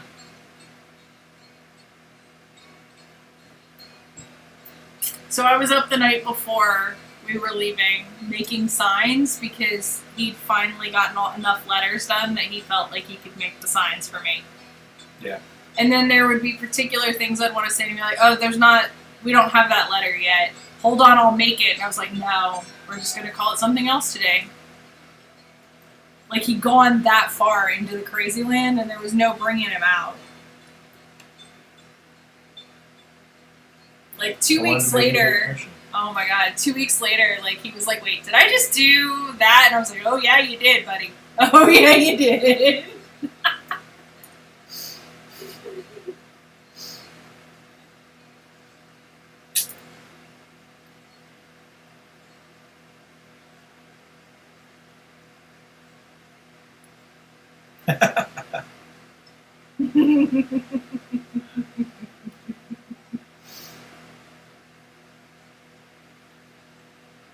Well, the good news about them at Etiquette is, again, they'll do bundle sales. Yep.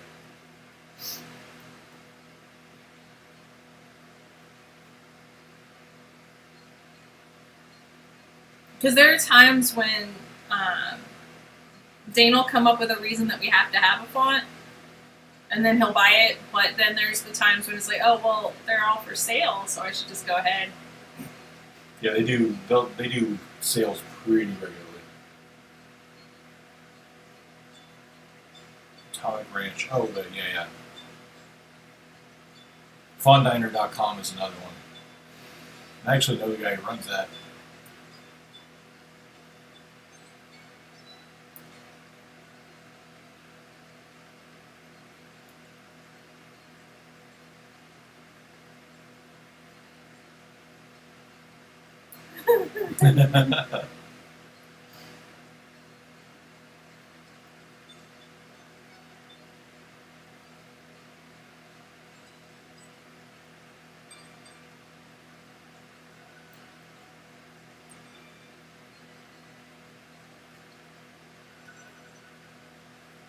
We have a lot of rules now about things that sound obvious until you learn why the rule is in place.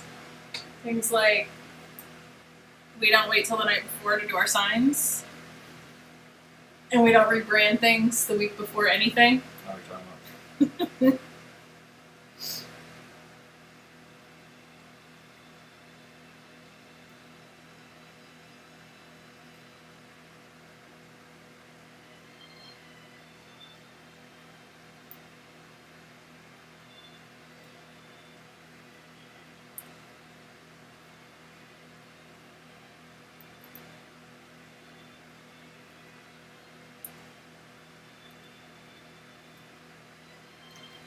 Well, etiquette when you're a thousandaire. Include us on that, would you?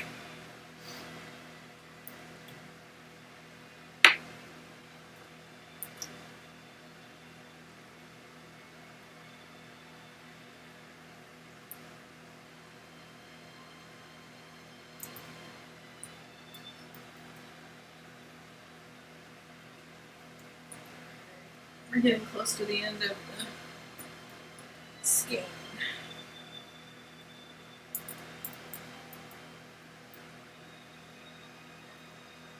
You finished both seasons?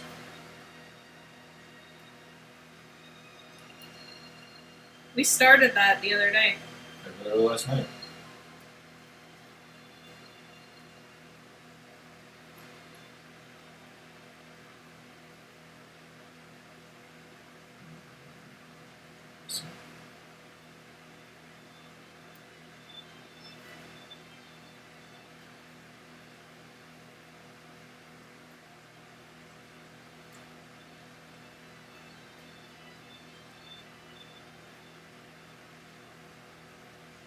I'm gonna go start the coffee.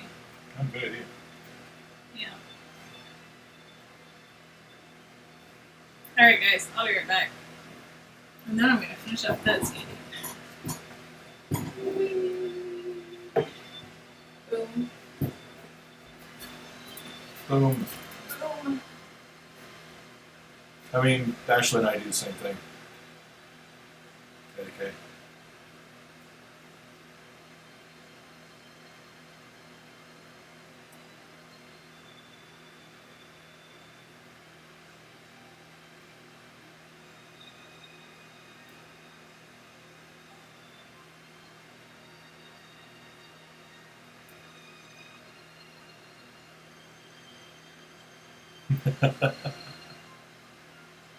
Sounds like a good goal to me.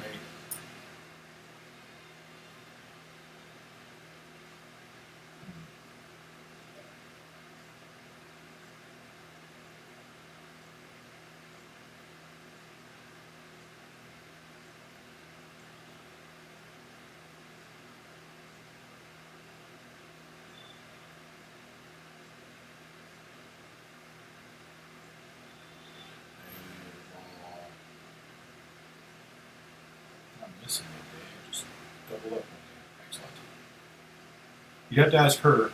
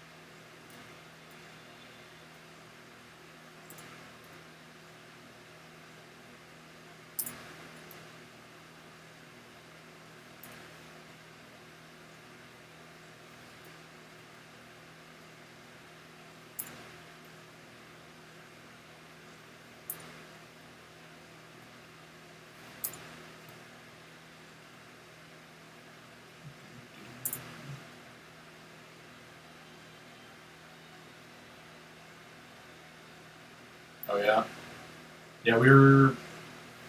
We started it last night, so we're partway through season one. I think we're most of the way through season one. I would think at this point.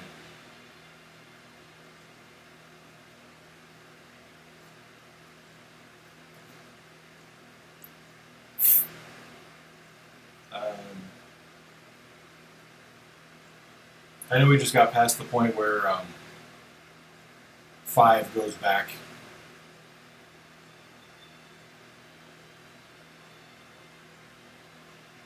to the commission. You want some to drink too? Sure. Coffee or Coke or water or Coffee, please. okay.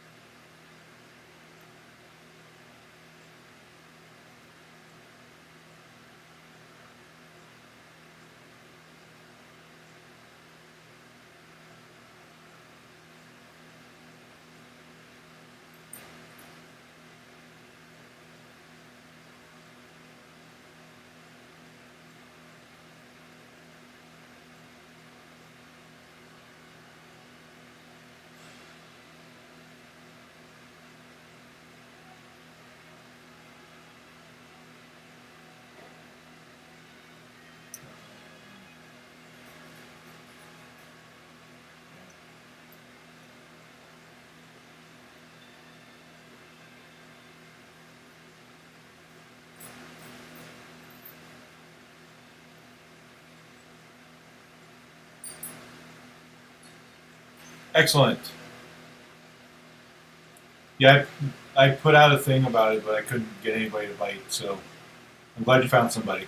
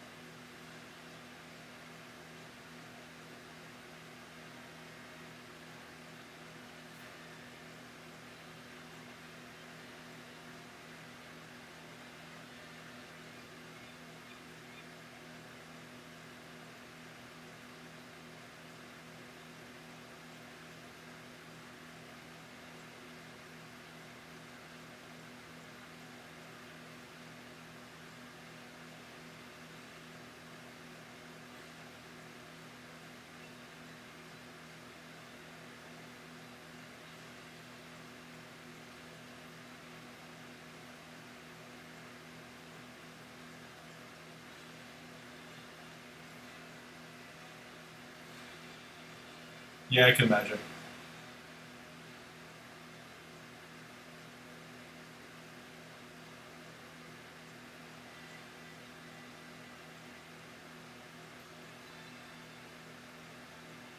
I'm glad that they're going to someone who will use them.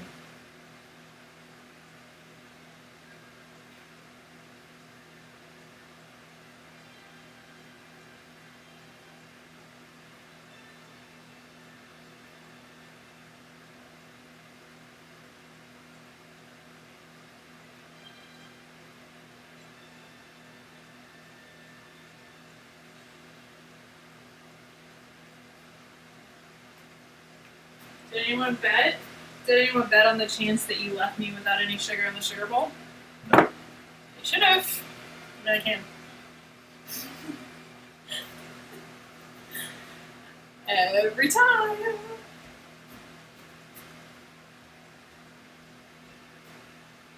A bag of shake.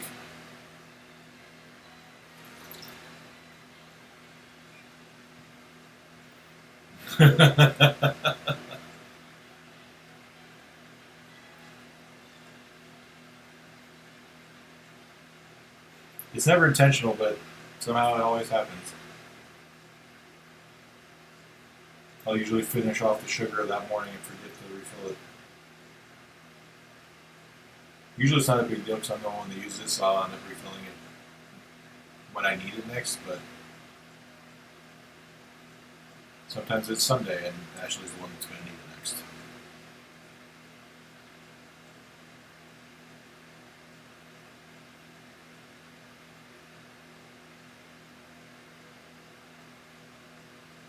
Oh, okay. I don't know what all the slang is anymore.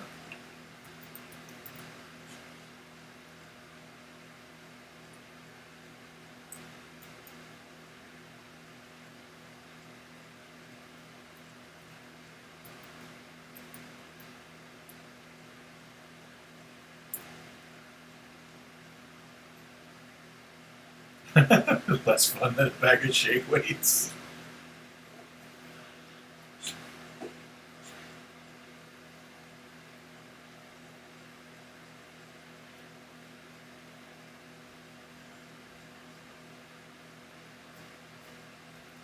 Yeah. Hola. What did I miss? I think he found someone to take their chickens, or free their chickens for bones. Yay! Okay. Oscar Wolf watches Madder. You have 3 hours to make reparations? Oh, you've got the one that, like, the walk tracker? Yeah. Watch, yeah. Mine's starting to get, I think mine's getting old. It doesn't always measure, I don't think. Well, it's not keeping the battery power the way it used to, but I think also it's not always registering.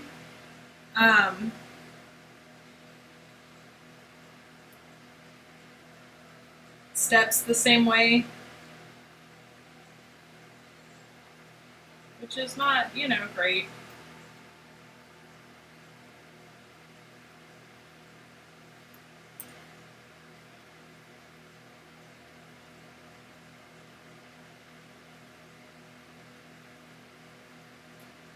Erin, I love mine. This is my second one. My sister gave me her old one, and I wore it down until it died. It had one job. Exactly. This one, I still like it. Like, it's so nice when I started to realize, like, how many actual steps that certain things take, even around the house. Like, prepping for a show involves a lot of just walking around in circles, apparently. So I'd be like, why am I so exhausted? All I did was put stacks of things, like count stacks of things and put them in the box. Like, why am I so worn out? And then I'd look and I'd be like, oh, because I've done 5,000 steps in the last, 4 hours. Like, just from that, not counting all the other stuff. Like I'd be like, oh, or, I'd look up and I'd be like, well, it's 3 a.m. Why am I, I know I'm exhausted because it's 3 a.m. and I've been working on this. But then I'd look and I'd be like, oh, I'm at 7,000 steps and it's 3 a.m. So it's 3 hours. And it's just walking around in circles. Like, of course I'm exhausted. That's insane. Or on days when we did setup at shows, and I was like, but all we did was set up the table. Like, why? How is that hard? Oh, look, between getting off the airplane and getting to the airplane and walking through the airports and getting our stuff wherever it was supposed to go and getting to the con and getting to the table and getting set up and finding whatever. All of that stuff, oh, look, I'm at 17,000 steps. I see why it was... Yeah. Oscar Wolf, it's insane how much it. Well, like there are days when I'm exhausted because I literally just stood at a table and cut things for hours, and I just stood on my like. Just being on your feet will do that, but then like there's the days where you actually are doing so many steps, but because it's like from this table to that table or from this room to that room, and now I gotta go check like back and like you don't think it doesn't feel like exercise per se, but like by the end of it. Oh my gosh! I would bet order fill. I've got a couple of friends who are doing like the grocery store, like they do people's grocery store orders, and I'm certain they get like 1,000,000 steps a day.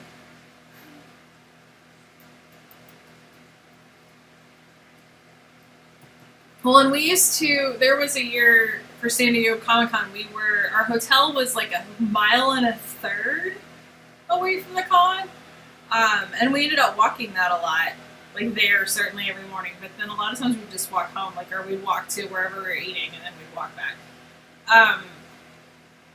And it wasn't unusual for San Diego, like even though I never left my booth really, to still somehow by the end of it end up with like 20,000 steps on a busy day where we didn't do like anything else.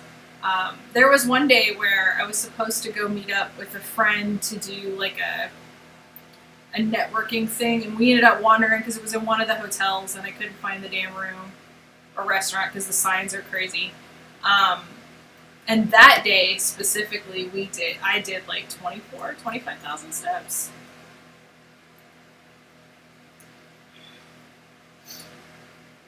So it's nice to have like empirical data to back up like why you're exhausted, I guess. Allegedly. Right. Although again, it doesn't work if you're just standing there. So yeah, like on days when I'm doing a bunch of cutting of prints and printing, especially now that the printing is in my office, so I could be like working on something and then pull the print off the printer and then cutting, like it's all one really small area. I won't get nearly as many as I used to when I would go back and forth because the printer was in a different room. And so I'd run back and forth to check. Yeah. Like it still feels like a lot of work because I'm on my feet for hours, but the steps aren't there, so I feel betrayed a lot.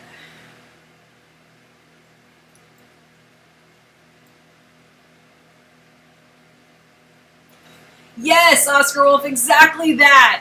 When it's like beep beep, like you should go move now, and I'm like, my hips hurt, my ankles hurt, my heels hurt, because I've been standing for 4 hours and you've told me this 3 times. Shut up, I hate you. Yep. Oh my god, when it does it, it shows. When it does it, it shows it's the worst. When I've been standing on my feet for 5 hours at the con, and it's like, hey, do you want to move around a little bit and get some? And I'm like, fuck you, watch. Yep.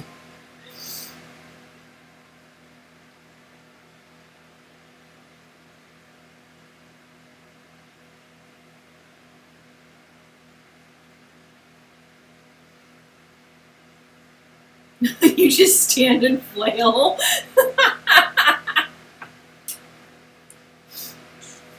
Technically exercise. Right.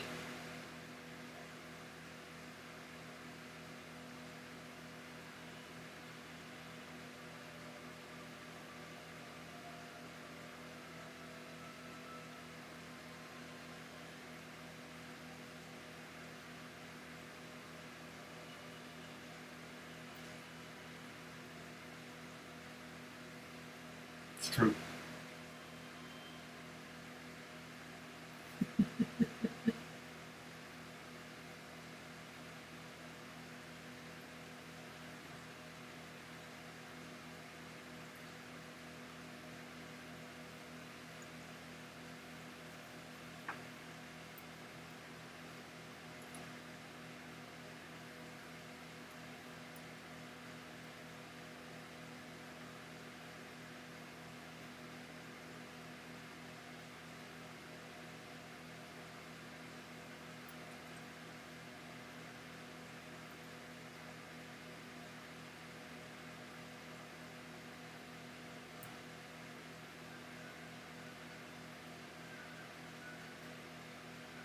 But I've got my stats to consider. That is a quandary.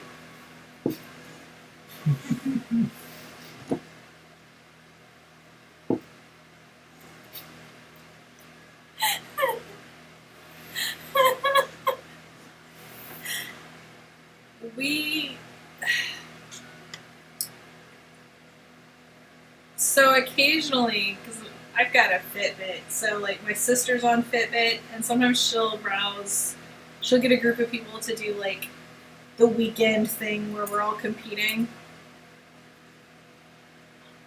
And my sister, the jerk, when she was helping me at a show last spring in Southern California, she waited until I had my shoes off and was like, then volunteered to go grab something because she knew we had basically the same number of steps, but we were competing. And so she like was like, "Oh, your shoes are off. I'll go grab the thing," and then ran around the hotel like twice just to get like just enough in case I'd taken a few extra steps during the day. And then the next day we get the report and she beat me by like 24 steps, and she's like, "Gee, I won." I was like, "You bitch." Like, she still didn't win because we have a friend that does that is a marathon guy, and so on weekends he'll do long jogs. I won't run on the spot despite it. If I'd known what she was doing, but I was tired and I wasn't thinking about it, right? So if I'd known what she was doing, I'd have been sitting there in the hotel while she was gone, like getting my steps in to be like, ha ha ha. But it didn't even occur to me because she's sneaky. Also, congrats on having the first auto mod of the night. Right at the end.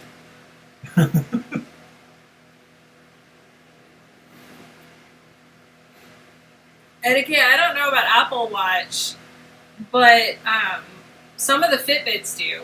Like my sister's new one will know, like it'll tell her like how many flights of stairs she's climbed in a day, and it'll give her a bonus for that, which is great because she has a townhouse, so there's 3 stories. Mine doesn't.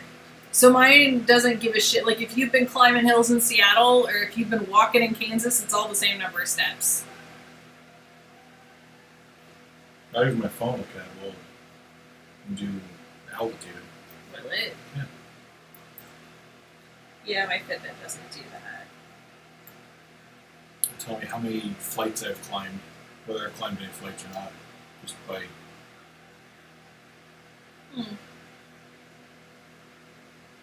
Thank you, Oswald.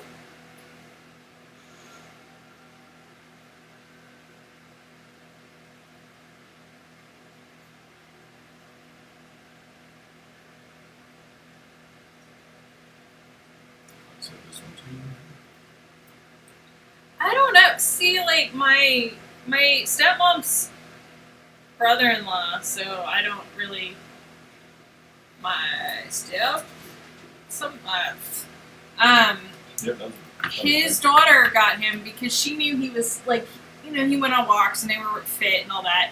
She thought he'd be interested, and she got him a Fitbit like back in the day, but she got him the nicest one at the time that did like your heartbeat and stuff, and would measure like when you were sleeping and all of that. And he got into it. At first he was like, what am I going to do? But then, he got into like the technology of it and kind of started paying, which she thought he would, right? And then he started to get reports back, and the heartbeat thing was like, hey, there were some weirdnesses with it, right? And so he took that into his doctor when he did his next visit, and they were like, oh, that's weird. You need to go to a heart specialist. And they figured out that he was having some heart stuff. And then like right after that, like he went on, like he actually had a heart attack, and he was a fit guy. Like he had no reason to believe that there were any problems. He wasn't showing any symptoms, but because he'd noticed those reports from the Fitbit and he'd taken him to his doctor, they diagnosed him properly, and it saved his life. So, I mean, some of that stuff's kind of weird, but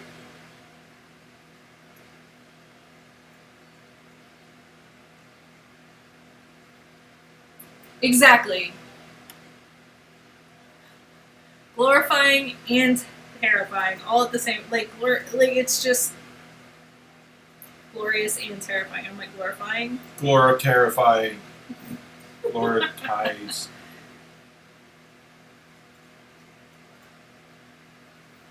Like mine tries to track my sleeping and it gets really confused. But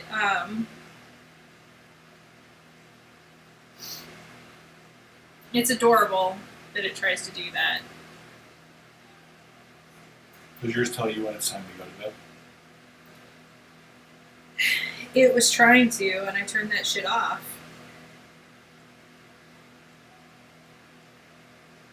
Because it thought I was normal and needed to be told to go to bed at like 11 at night. And I was like, no, I'm just starting my second shift. Leave me alone.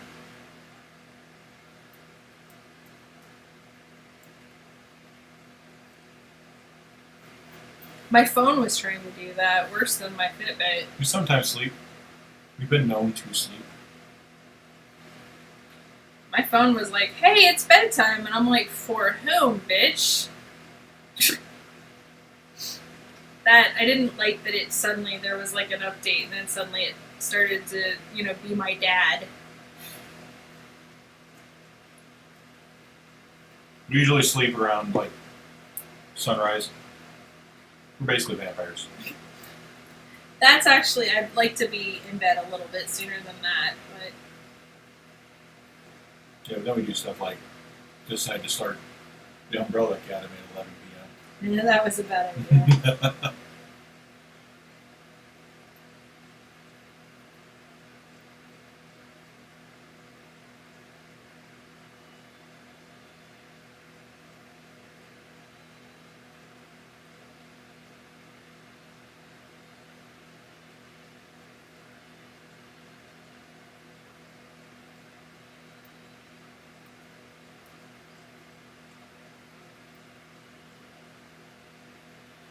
I did like the new Fitbit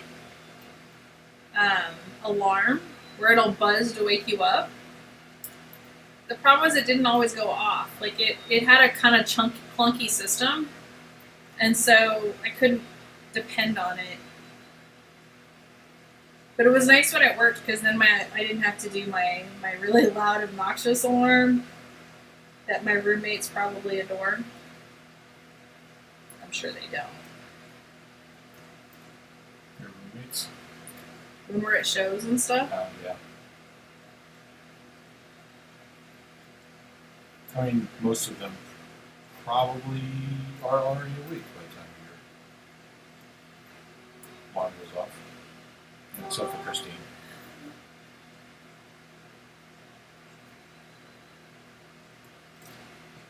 Yeah, I don't know. When my phone started trying to tell me I should go to bed, I was like, who are you? Who do you think you are? Right. I don't like computers trying to run my life. I get bitchy about it. I don't want them to talk to me. I don't want them to try to tell me what to do without me having set that up on my own in advance.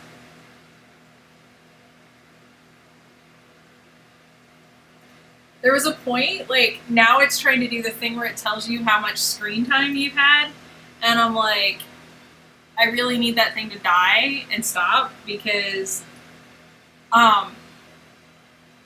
it includes things like if I've got a podcast running, it counts that as screen time the entire time the podcast is running. So I might turn on a podcast and then let it run for 2 or 3 hours. And it's like... Is it because you have the player on? Yeah. On the screen? Well, no, but I'll even turn the screen off. Weird. And it'll still count it as screen time. And I'm like, but it's not. screen time. Like it's a podcast. I'm listening to it. Like it'll do the same with Spotify music. So yeah, like I'll have it on. Like it'll be like, you had 12 hours of screen time today, and I'm like, I mean I had like 3 maybe. But I listened to like a million hours of some like history of China or whatever, right? Or Spotify music while I was working. Night, Aaron. Night, Aaron. Actually, that's a good point. Have a great evening. It is 10:10. Yeah, I haven't. Now my Fitbit's old, Jim, but I really liked it when it worked, but it went for a thing where it wasn't going off. And so, like, I absolutely need an alarm to go off. So I would set, like, I would have my backup alarm on my phone, which is loud and obnoxious because it works. But it's nice when the Fitbit one works because then I can just get up and turn off the other one before it goes off and wakes up anyone else.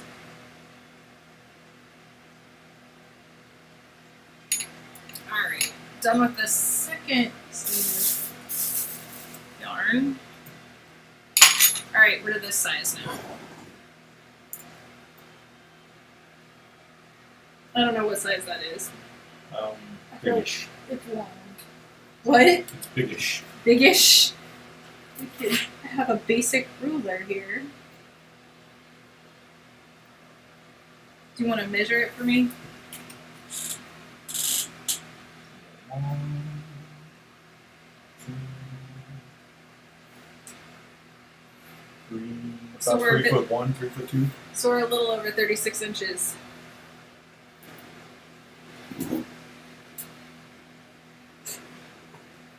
I like the Blanket time. I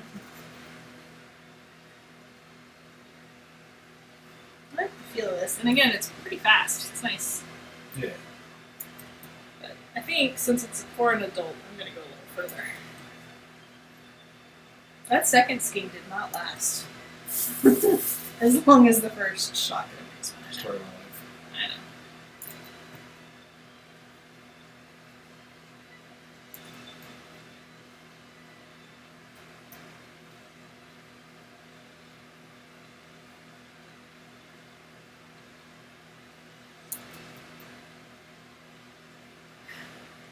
Yeah, I think it's nice to not wake people up if you don't have to. We've got some friends that we room with a lot at shows, and they aren't big breakfast people the way we are. And we're very we're big breakfast and just have time to like get stuff settled at the show just in case people. We're anti running in and setting up as the doors open. I hate that. It upsets me if I end up doing that. I'm not get up super early, but yeah.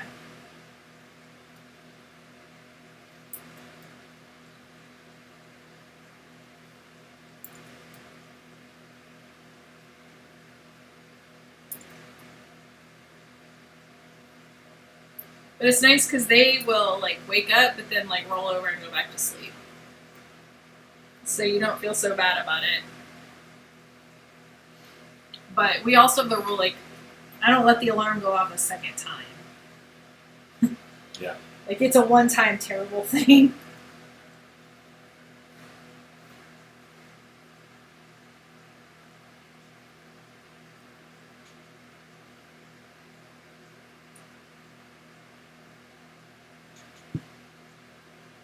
You were the only one there when the doors opened? Were you the only one at that booth, or were you the only one in the room? I'm assuming at the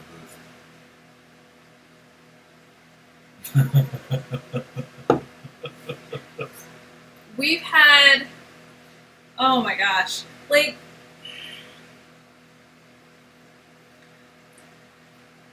feel for the honestly, for the most part at shows, people are pretty good about things. But,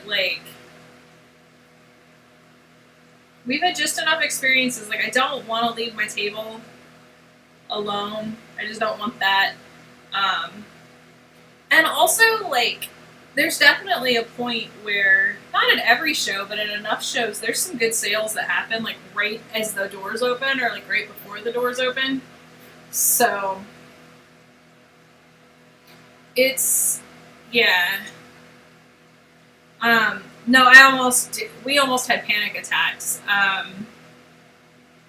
couple years back, like, right when they started instituting a lot of, like, metal detectors and bag checks and stuff like that. Denver Comic Con had a separate, like, they separated out the vendor line and the attendee line, which is good. You want it, you want that if you were going to have bag checks and stuff, because vendors need to get the hell into the building in the morning. But they didn't have, they were running it too slow, and they didn't have enough people. And our line wrapped around this part of the building, and it's a big convention. Like, there were hundreds and hundreds of us stuck outside, and people had been in line for over an hour when we showed up.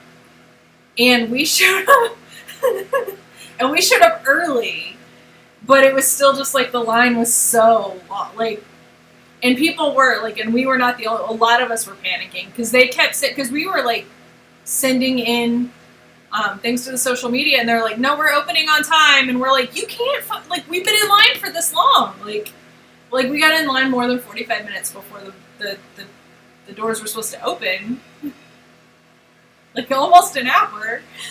Yeah, so we were all having like panic attacks. I don't like that feeling. That's not happy feeling for me. I want to be at my table.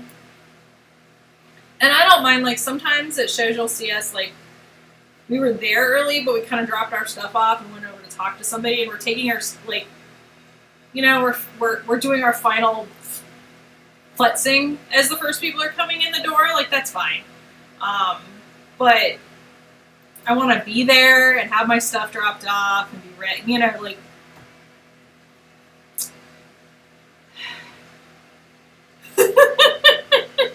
just take my goddamn hands in and let me stand in my booth. Yes! Yeah, like, that was at Denver Comic Con, Jim.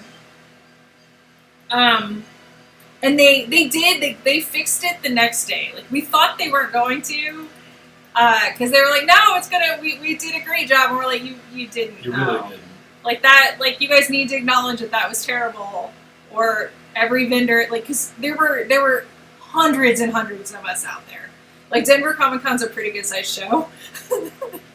And part of it too is the first day of a 3 or 4 day show, you're gonna have a bunch of people that show up, like artists that show up like the day of with their stuff. Like, they didn't set up the day before, right? Because they've just got an artist alley table, and that's what they do. They fly in that morning or the night before.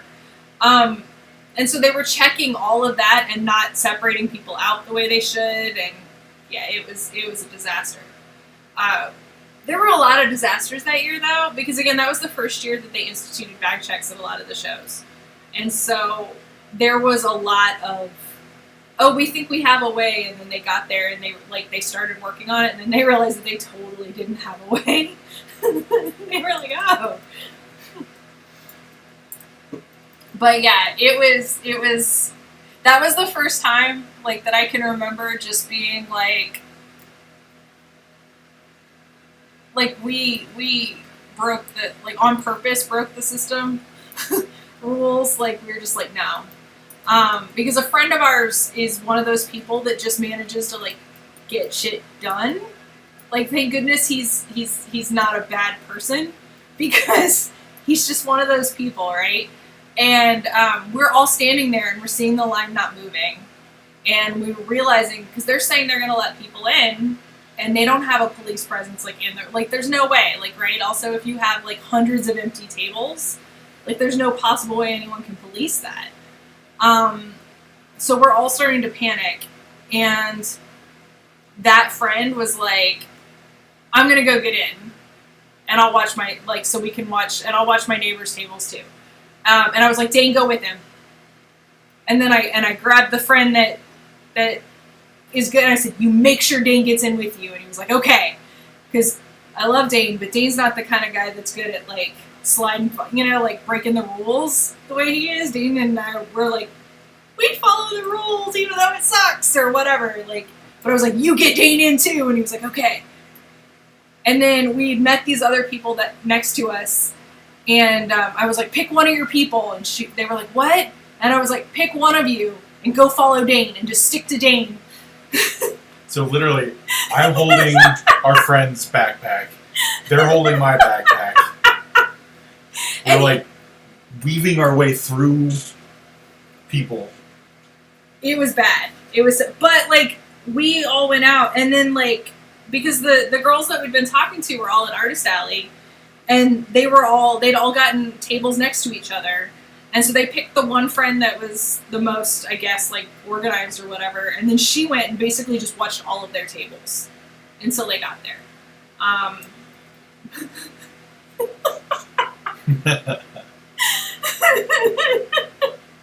Yeah, they're all going out together. I don't know what they did. Like, no, we went through security. Like, we got up, we kind of just, Naruto ran through, like, the entirety of the crowd. It was bad, but also, like, there's a point where you're just like, this system is broken and we're going to try not to get taken down by it, right? Like, and then when Dane got up there, he was watching our table and then, like, our neighbors on either side of us and the people across, like, because you that's part of also why you, like, make friends with all your neighbors. It was a mess. They did end up, like, they didn't let people in for, like, an extra 10 or 15 minutes. Like, they did, like, and again, they fixed it the next day. So, it's just a problem, like,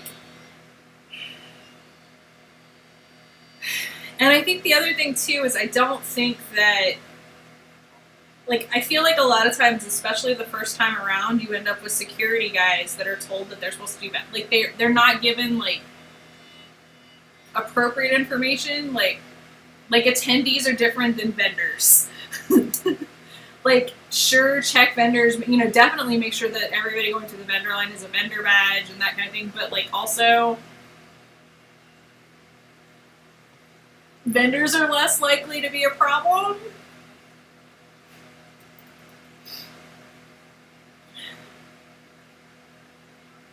So, but, man, there were so many, like, I don't know, like, I'm trying to think, did any show do checks perfectly that first year? And I feel like none of them did it perfect, just because it was new, right? And most of them hadn't been set up that way in the past. The first year New York did good bag checks. Wasn't awful, but it wasn't bad for vendors. We got through pretty quick. It wasn't great for attendees. Right. That was the first year I did it. And yeah, a lot of people got stuck outside for a bit. Right. My friend Mike, who was running lines, ended up so sunburned because he was working the lines. Oh, he was out there for hours. But part of that, too, was that they hadn't been planning on it. It was like the thing at Phoenix happened. Yeah. And then suddenly it was like, oh, we've had, like, we've had the system that we were going to put in place, and everybody signed off on it. The fire marshal has signed off, and everybody else has signed off, and it's all put together right, like, right or well based on, the convention center's experiences and all this stuff. And now we have to change everything and do this whole new thing. And some of the shows, like, we literally were at a show, like, the weekend after the Phoenix thing. Oh, no. Well, and different security is different, too. Like, that's part of the problem. Like, I've had everything from, like, in the vendor line, I've had everything from, there were like, guys in one place that knew we were vendors and knew we had like the least reason to be any kind of trouble, who literally weren't having us take anything off or show anything. They're like, just go through the metal detector. But then the metal detector would go off and they're like, it's fine, just go. Like they did not, because they just, I've had everything from that to like the guy that like stuck his nasty ass hand in my food bag and moved my food around to double check everything. And I was like, are you kidding me? Like I could have pulled my fries out. Like what? Now I'm not going to eat any of that. Awesome. So like I've had every like iteration of it.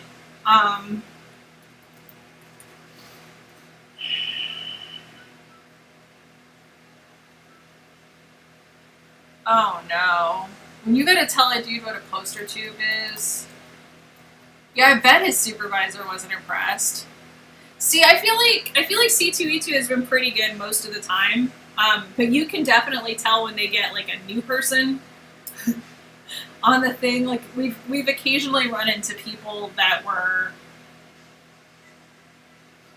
I don't know, it's almost like they thought they were the TSA instead of like the bag check dudes at a Comic-Con. Like, yeah. I feel like overall though, C2E2 has been great. It's a huge freaking convention center, and I do not love having to go all the way down the thing and then all the way back in the morning because I'm lazy. And most of the time, because of where we stay, like I walked all the way to the convention center, and I'm just like, no, not more steps. Like I'm just lazy. But it's pretty clear. Like I like the fact that most of the time, like only once or twice have I had a confusion about where I was supposed to be, and it was pretty easy to clear that up. Yeah, so other than just general laziness, for the most part, like I feel like the setup at C2E2 is pretty great. In general, like I mean, I don't love it, but bag checks I think are kind of a thing now. Oh no, he couldn't zip tie the two. Oh, exactly, Etiquette Malcon syndrome. Well, and the thing that really gets me is like you have to leave security to go get coffee, I think, or whatever, and then come back, and it's like, and mostly it's fine, but like I said, every once in a while you get that dude that's like, gotta stick his hands in your McDonald's bag, and you're like, it's McDonald's and it's greasy on the side. Like, obviously this is a bomb for my gut. Like, no, like it's, yeah. So, but I mean, for the most part, I feel like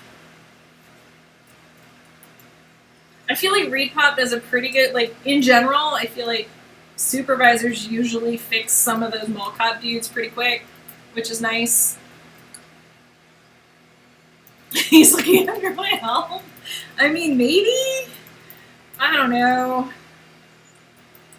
We were, oh my gosh, I was so tired. Seattle last year was the first year that they've done bag checks and metal detectors at Emerald City. And we're in the hotel right next door. Like, it's just, that was the year that we'd done, like, we got our house ready to sell, and we had a whole bunch of shows, and so I had, like, 4 different shows all boxed up and palletized on my damn living room floor, but then we had to move them to the storage unit. Like, it was insane. So we were operating on, like, all of the stress because we put our condo on the market the Thursday of Emerald City Comic-Con. And so it was like Saturday afternoon, and I'd run across to grab us some sodas from our fridge in our hotel room and come and run back for caffeine. And so I'm holding like 2 sodas, and that's it. Like I've got my badge and that. Like I'm not care. And the guy like thought he was being funny and like made like a dad joke or some like kind of thing, like, oh, I'm gonna, like take this. And I was like, and I didn't have it in me. And I just looked at him. And his, like, the guy next to him, his, like, partner dude started cracking him. He's like, dude, she's gonna cut you. He's like, she didn't have a knife. She just went through the thing. And he's like, I don't think she needs it. Give her the soda. And I didn't have any energy to even be like, oh, haha. Like, I was just like, give me my fucking soda. Do not steal my Coke. Do not think that that's okay. Oh, no. When they're not plugging. See, shit like that drives me insane. Oscar Wilde, I was so close. Like, I was just like, we're hanging on by a thread. I have 4 more hours. Like, it was a great show, and it was, you know, it's always good. And I was just done. I was so done. I was so tired. I'm just trying to get Dana's caffeine and get my caffeine. Like, I didn't have it in me to be like, oh, haha.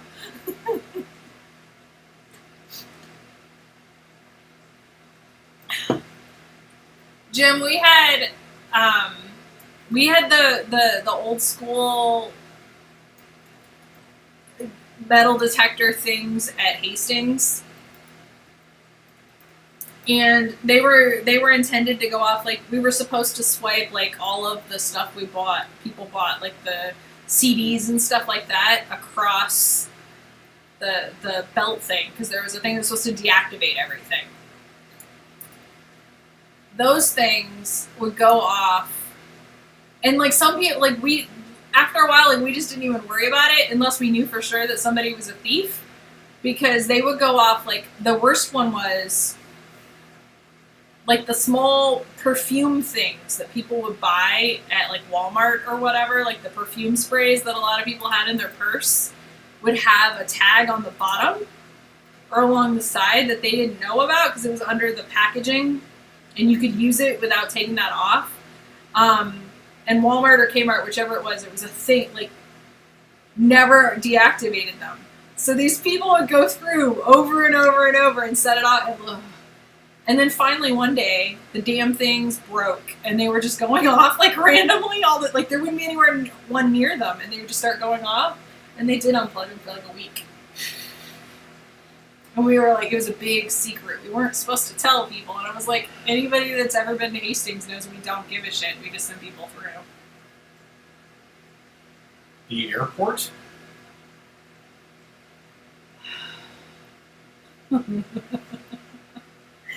I mean, shit's all security theater anyway. I mean, good on them for not wasting electricity, I guess. Like,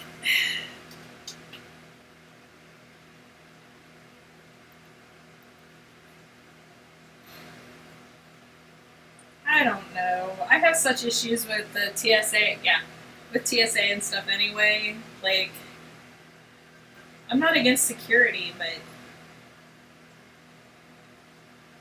I have a lot of doubts that most of what we do is making us any safer.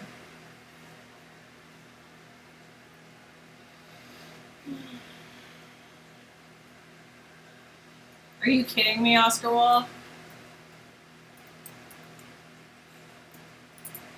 Why though? Like, so Oscar Wall, the thing that gets me about a lot of that, and that's what gets me about like the vendor line at your local Comic-Con. I show up with boxes of crap to Comic-Con. Like, y'all have seen my trunks. No one searches those. No one looks through them. I just show up. Almost every vendor I know has a knife in their kit. Like, at least one. Yeah. Like, not every, like, but I would say, like, the vendors out on the floor, there's a lot of knives floating around. Because they're useful. Like, you need them for cutting zip ties and tape and, like, we've all got knives in our kit. We've all got, like, whatever, right? No one looks through that shit. But, like, the next day you're gonna manhandle my sandwich? Like, if I were gonna bring in something dangerous, I would have brought it in the trunk. Like, why are you touching my sandwich? It drives me insane.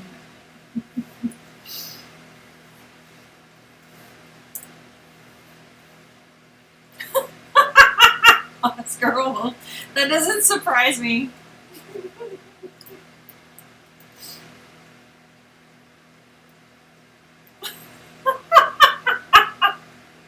Yep. What's in your coffee? Like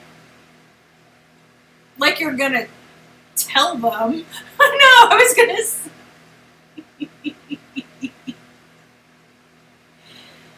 Oh no.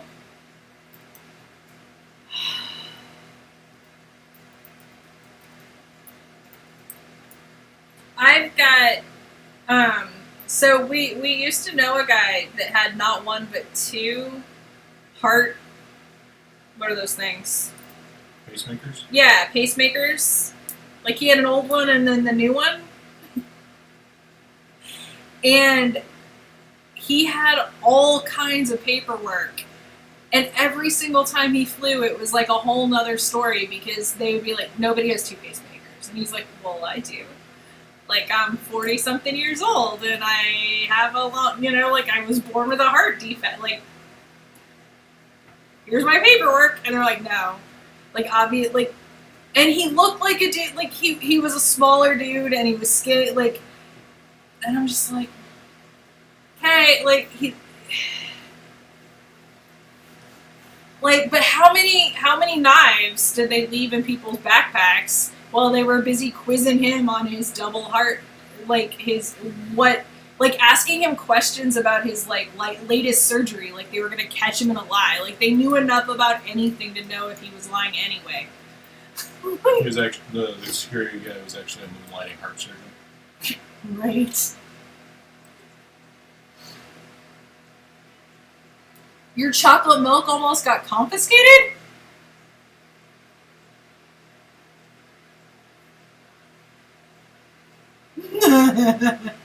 Yeah. Well, and a dude at Ace should know better because the only reason you go to an Ace is to get the signatures anyway. Like, everybody in that line has got how much money worth of signatures. The security guards don't care while you're there. Yeah, but, like, Ace does. Ace should have been, like, on them. Barb, no, he had two pacemakers.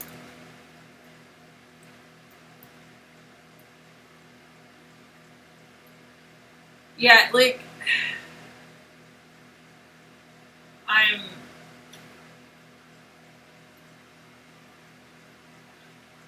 I mean, yeah, that's not wrong.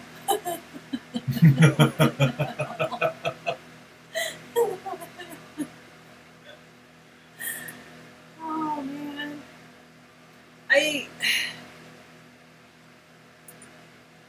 And I get that it's weird, right? Like, I get that, like, that's not your normal thing, but, like, he had all the paperwork.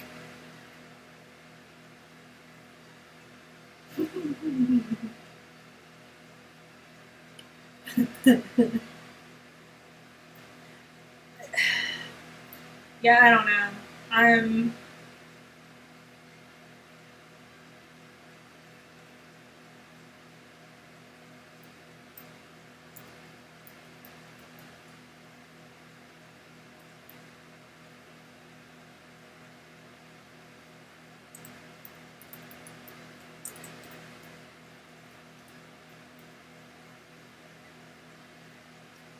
It's like the last time we went through the terrible one, LAX. Oh. And I had a box of refrigerator magnets in my carry-on because we hit the weight limit, right? And I wasn't gonna pay an extra $75 for 10 pounds worth of magnets. Like, I just wasn't gonna do it. And so they're in a clear plastic box. You can see them. I pulled them out so they wouldn't have to, and I put them on the thing. And she's like, these should have been checked. And then she went out of her way to like lift up the box and then like toss it down to like crack and break the box and to splinter it into pieces. And then the magnets went everywhere. And she was like, oops. I just stared. It was like the most aggressive thing I've ever undergone in TSA ever. And what am I going to do? I was so mad.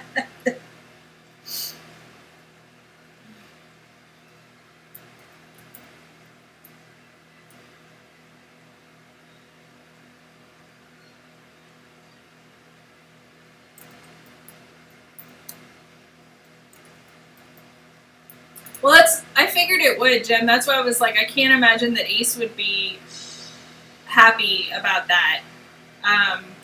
Because again, a huge chunk of their revenue was coming from people that were coming in to get celebrity autographs and so forth. So Is he also almost old? right.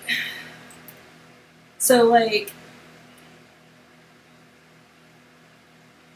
they need they need security guards to ensure both security and safety of said items.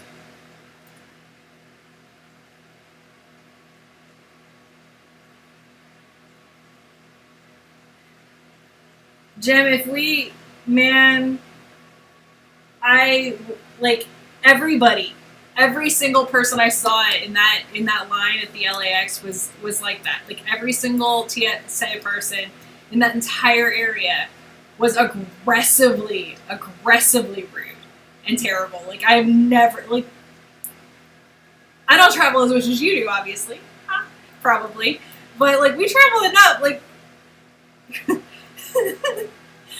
it was insane. Like it was so great. Like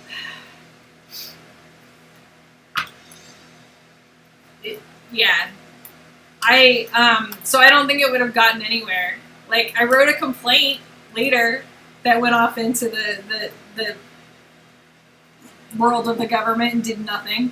Now in Portland we had a situation where they went through my bag, and instead of like taking it over so you can watch them go through, they did it behind a thing. And the only reason I knew was I could kind of tell. Like at some point he held up something. I was like, "That's mine. Is he going through my bag? Like, aren't you supposed to inform me and give me the chance to like?" And I got a little bit like, because it was at Portland, right? And they're usually pretty good. And they were like, "Oh, well, we're testing a new process," and I was like, yeah, that's not within your rules, and I've read the rules and how we're supposed to have this work.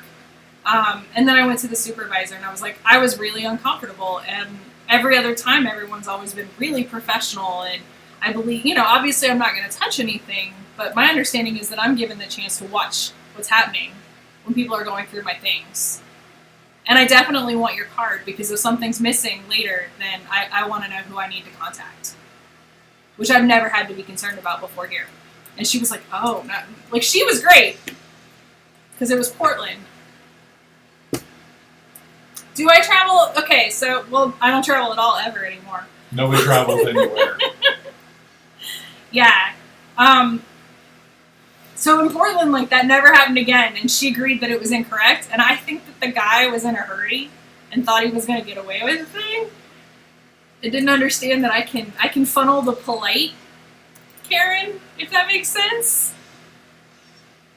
But it also helped that I wasn't in any way like, who are you to check my stuff or anything like that. I was just like, there's supposed to be regulations about how these things are handled, and I'm aware of those regulations and I want them followed. I like the pink drawing through too. I think it's the best. What? The pink drawing's our favorite. Oh, yeah, me too. That Jack Kirby style one is awesome. Thank you. I still really like that one.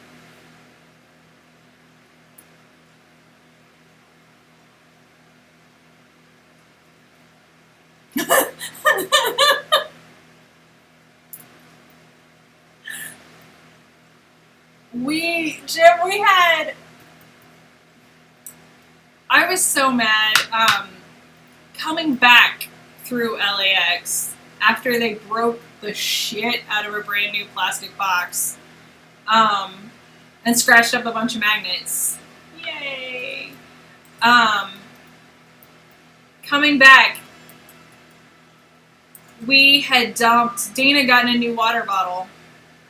And we dumped the water out, but there were and it was a see-through water, but it was a nice plastic one, but you could see through it.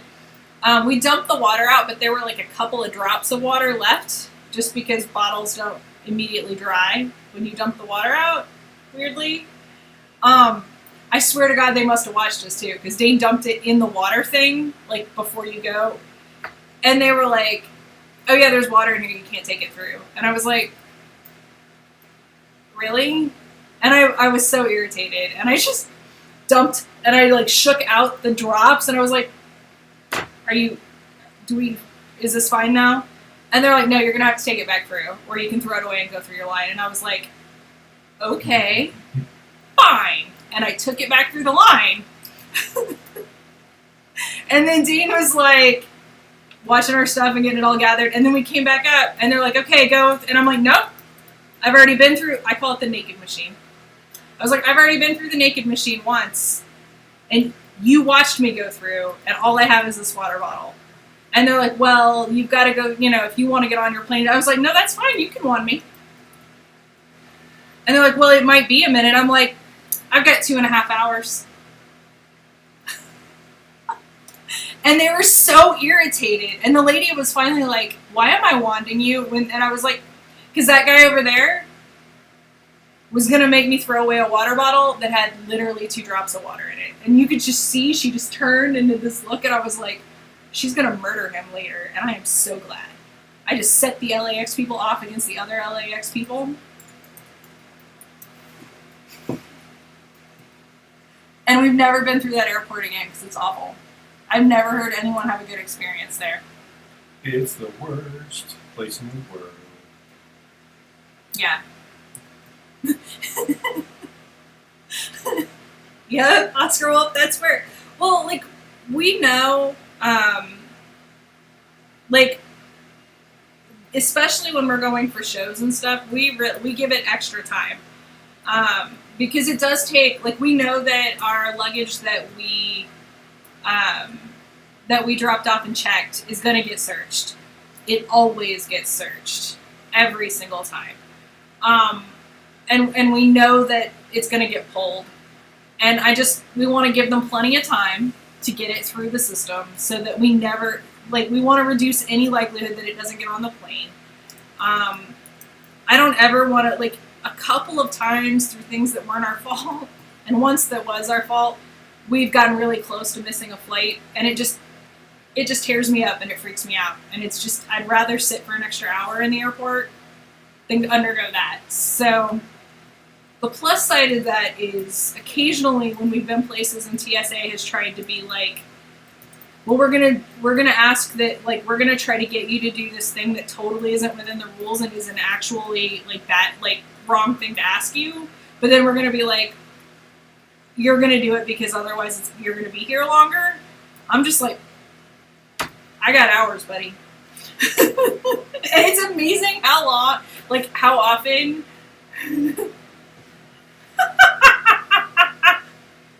Like, it's amazing how often when you're just like, my plane doesn't even load, like, it doesn't even start loading for another hour and 45 minutes.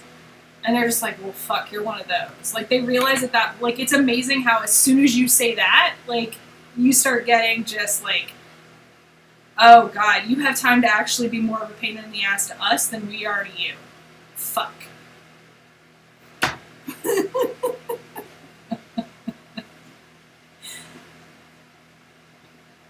Like, because Jim, the other thing they like to pull, like, when you're like, oh, I guess I'll talk to a supervisor, like, that's cool. They like to be like, well, the supervisor's on break, so it's going to be 20 minutes. And I'm like, cool. Where do I need to sit? Where do you want me? I got time. And they're like, like, it's always like, anytime they try to put in, like, unreasonableness, I'm just like, I got time. I'll outwait you. Oscar Wolf, you've managed to travel with an expired passport? How the hell was it? How did you manage that? Yeah, where should I sit that you won't tase me? Well, here's the fun thing. They don't have tasers. And they're not allowed to touch you. Because basic TSA agents, we found this out, like, our roommate years and years ago was a TSA agent. They're like mall security or whatever in terms of what they're allowed to do. They try to say that they're police officers. They're not police officers. So, yeah. Like, there's absolutely people around that are. If you start to get violent or crazy or whatever, there's people that can take it down. Yeah. Like, there's people that can handle it. But, like, the individual guy that's trying to get up in your face,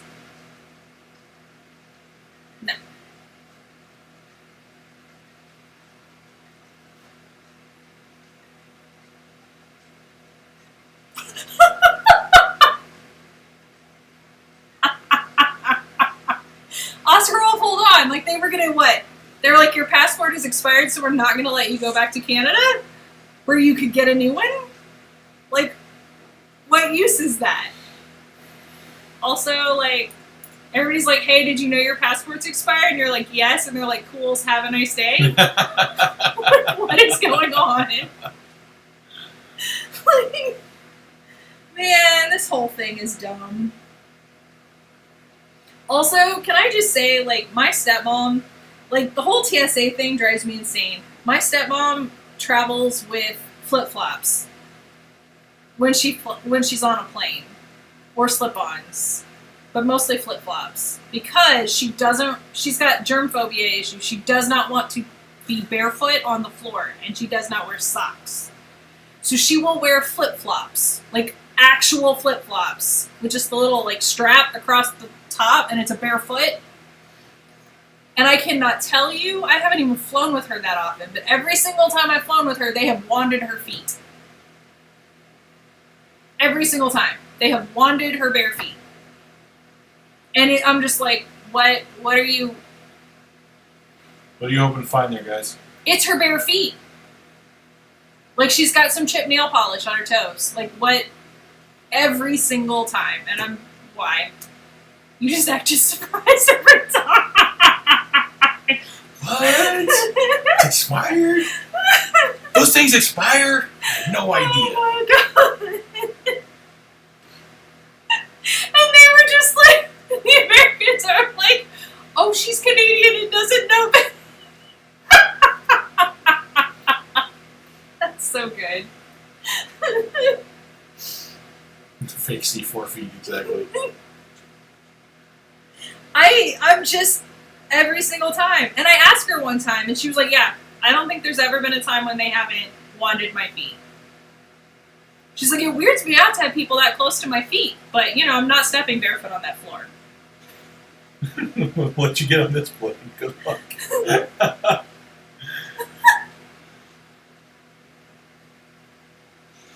So did you fly from Calgary to Vancouver and then down and then just hope that once you got to Vancouver you'd get another person who was like, well, we'll let you get on this plane. Good luck getting home.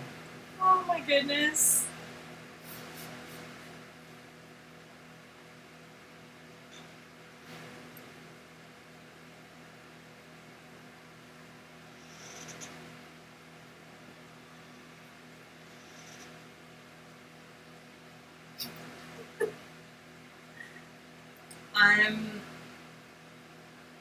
All right.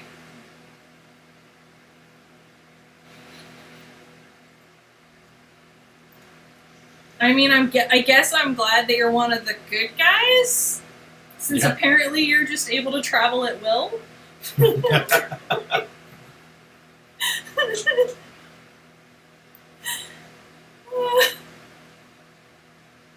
Oh, it's good. Then you got a stern warning. Vancouver, oh, that would have been Canada, yeah? Yes. BC? Yes.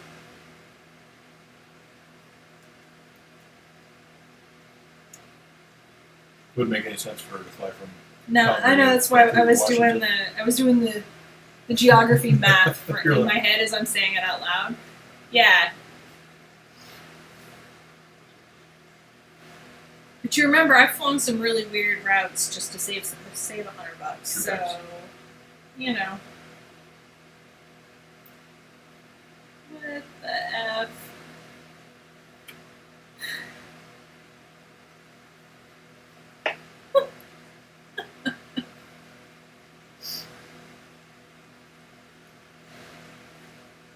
But then on the other side, the Americans were just like, hey, it's expired? I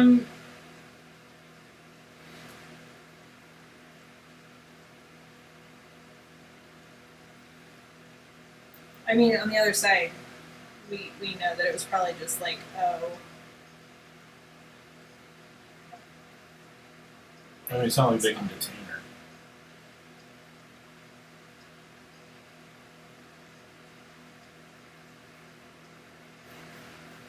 I mean, fair.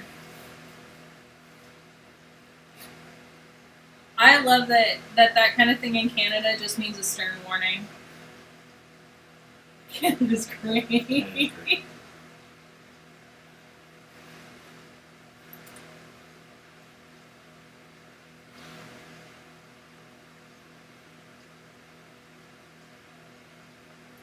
Dane used to get the eye because he did the right thing, and in Oregon, when you change addresses, you're supposed to you're supposed to contact them and let them know because your license now has the wrong address, right? And what they do is they send you a sticker, and it's just some crappy label, printed out on label paper sticker. Yep. It could have been we could have done that shit at home. And then I think there was a $5 fee or something. There was it was just the sticker? Just the sticker. And so, literally, any other state, we'd be there and Dane would pull out, I started carrying his, passport. Yeah, his passport, because I just knew that eventually we were going to get one of these fuckers that was not going to take it. Because every single time, they'd be picking at the sticker, and then they'd look at him, and Dane would be like, I know it looks fake, I know it looks dumb, that's what they do in Oregon. And several times he had to have other people come over and look. And a supervisor would be like, oh yeah, they do that in Oregon. Yep. But I always had I was just I'm gonna have the passport because one of these days they're not gonna take it. They're gonna be like, buddy, you can't get on the plane with that. And I'd be like, we also have a passport. But yeah, it was the dumb because they take this freaking ID and then they make it look like a fake ID for you.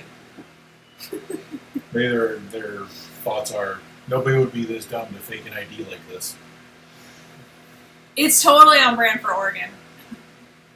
Meanwhile, Dane would get irritated because I still had my ID from Arizona. And they would take it with no question every time. Yep.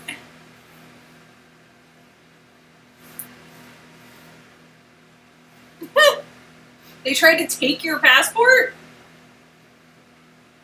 But without your passport, how do you get home? No, that's not helpful at all. God.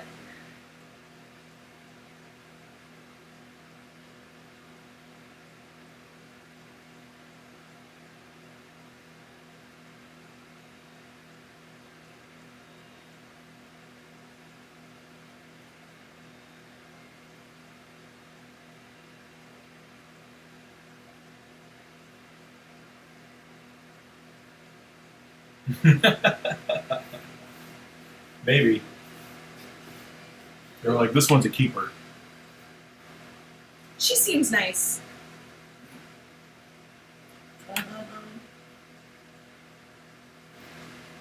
On that note, it is 11 o'clock. Holy heck, guys. We've got an hour over. Luckily, I had enough work to film most of it. So, thanks for hanging out with us. thank you all. We will see you tomorrow for something. You don't know what yet. Indeed. Bye. Not everybody.